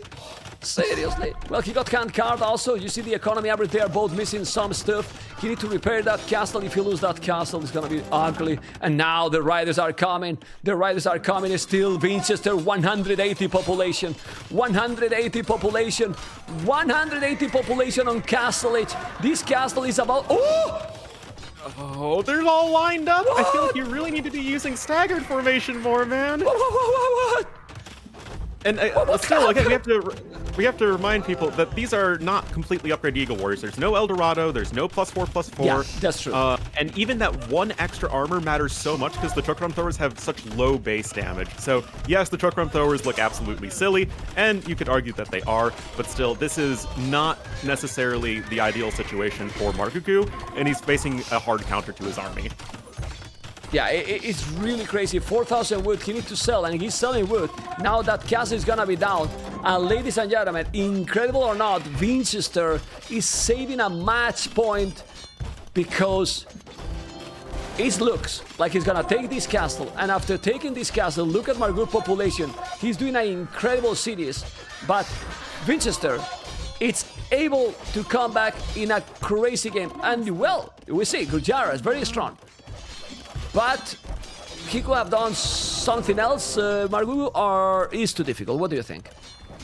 I think that if he had gone more for the Archer plus Halb combo, it would be much more difficult to stop. Because if you're only going for one unit, Gujaras just have really hard counters to specific units, right? The Chakrams just hard counter infantry, so if you get even like a small number of them, they'll just kill army compositions of pure infantry over and over again, whereas if you go for a more mixed army composition, suddenly you need to perfectly balance your counter units as Gujaras, which is much more difficult.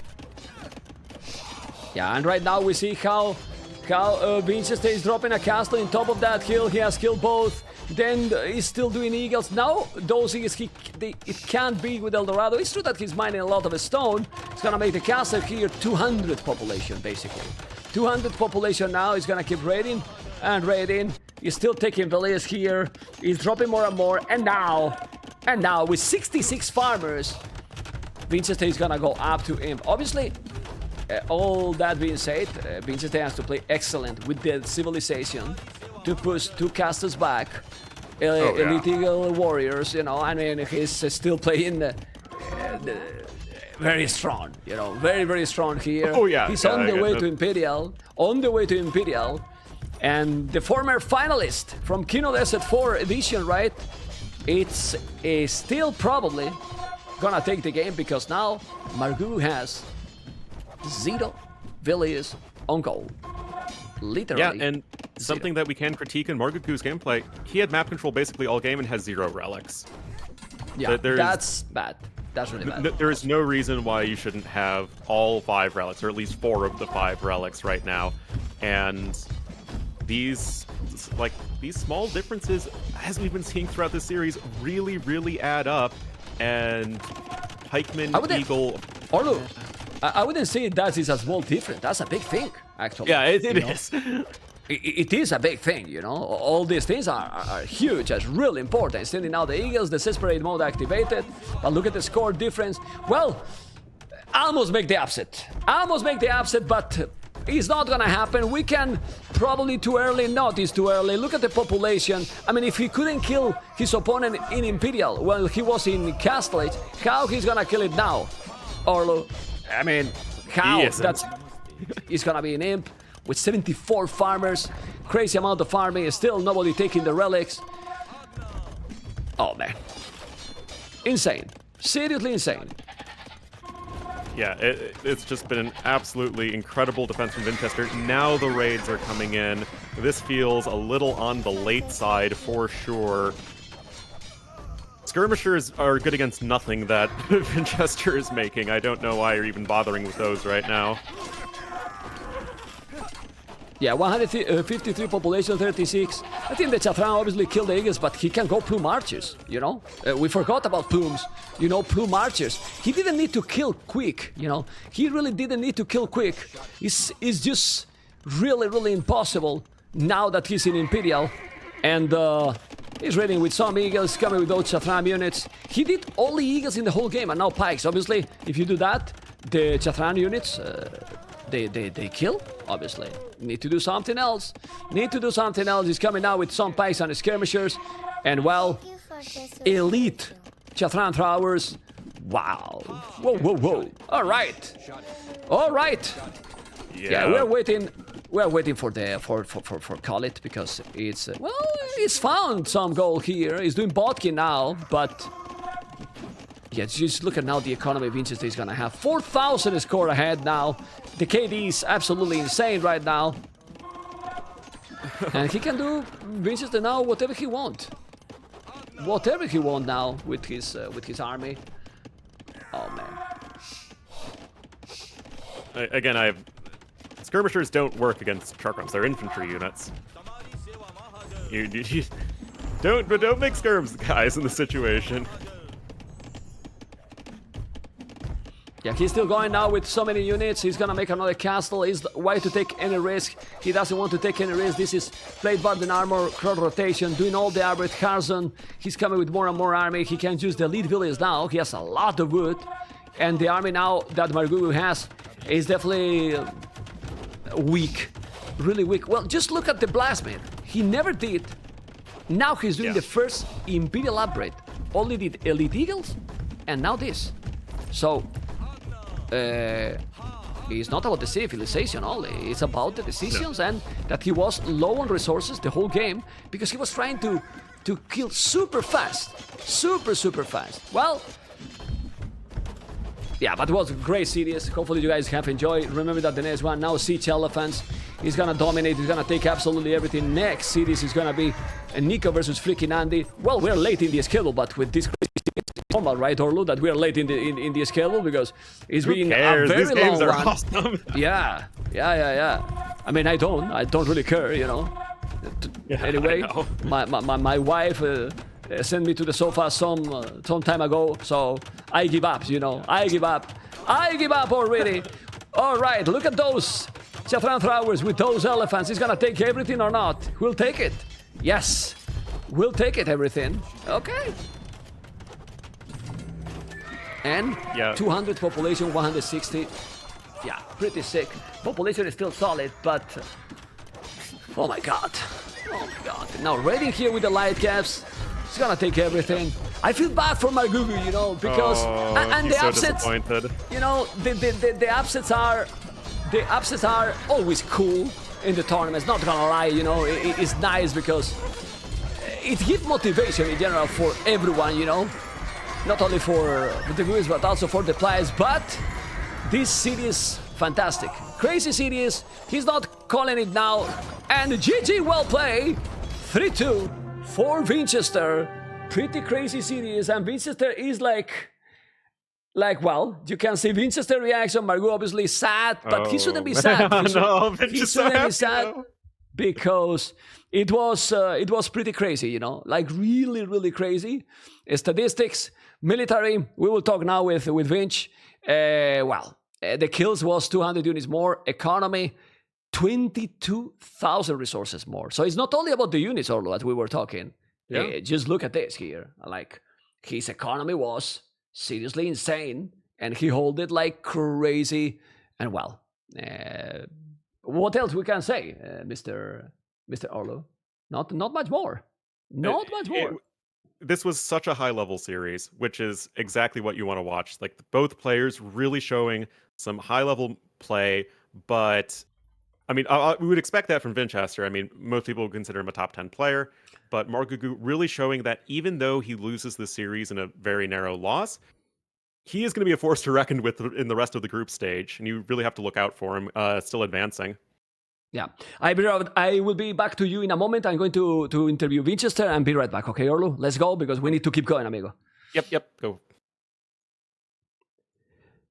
Okay, guys, and here we are with Vinchester.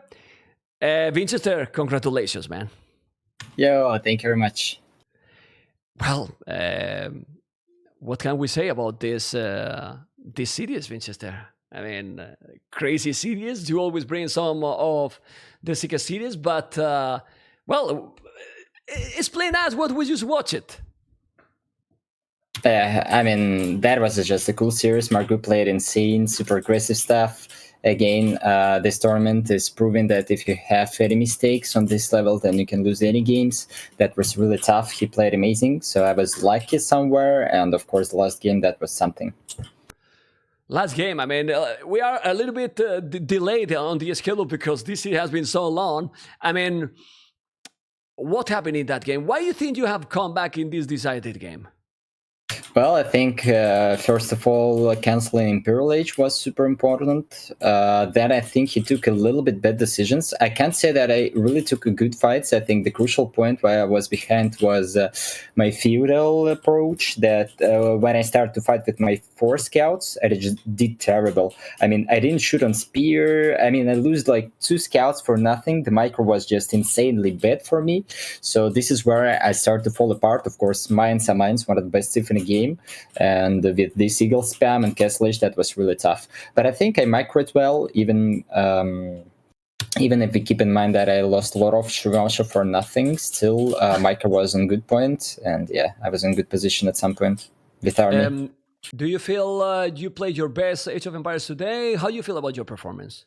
I think in general I'm playing really well. I feel like after the past game against Sebastian, after this one against MARGOUGOU, I think that I still need to do a lot of work on my strategies, because I think this is where I usually lose, the games, because the mechanical, I feel very good, and almost all the games I feel very nice, and I think that my mechanic is really nice. So it's all about the strategies, and this is where I need to fix everything else. Did MARGOUGOU surprise you? Because he played today incredible. Well, you always expect high OE, but yeah, he played incredible. I mean, it's not a surprise. I was kind of expecting that it's going to be not an easy match, but yeah, he played really well. Okay. What happened in that Malay versus Khmer game? Because you were in a moment, I was remembering when you were here at my place, I don't like the market. 2,000 gold didn't balance your economy for quite a while. You were in a position there that if you balanced your eco a little bit earlier, maybe you could have got a better result in that game.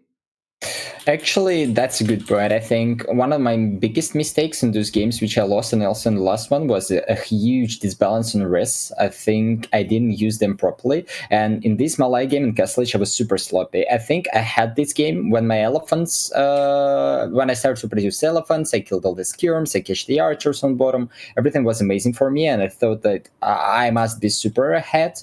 But this micro in the middle, I sent archers to die on the right side without LS, so I made just huge amount of snowballing mistakes in this one, so that's why I fall behind that much. So yeah, you're right that eco disbalance is really hard me in this one. I saw you very happy when you just won, but now you are being like more critical, right? Like, okay, we won the series, nice, but we need to improve if we want to be really far in the tournament. Exactly, I need to improve. And the last one, I mean, that's so emotional game. I didn't expect that I will win. I needed a lot of things to happen, so I won this one. But those chakrams, to be honest, they amazed even me. I didn't think that without elite upgrade in Castle Age, even with iron casting, they'll cause so much damage. I was always checking if he has Eldorado. I think that could switch the battles.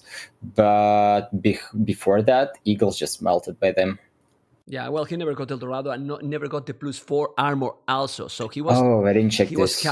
He was having some problem with the resources. He was trying to finish you very, very fast. Anyway, Vinchester, we have to keep going. Congratulations. The show, the series was fantastic, was amazing. And well, good luck in the rest of the tournament. And I'll see you on Saturday casting together one more time. So Take Yeah, care, amigo. exactly. See you, man. Sorry for delaying all this. Have a nice time, guys. Enjoy the tournament. All good, man. All good. Series like this, you can delay. No worries. Okay, no worries. Take care, man. Take care, man. Bye bye. Okay, this has been the series Vinchester versus Margougou, 6 series, and hopefully you really have enjoyed.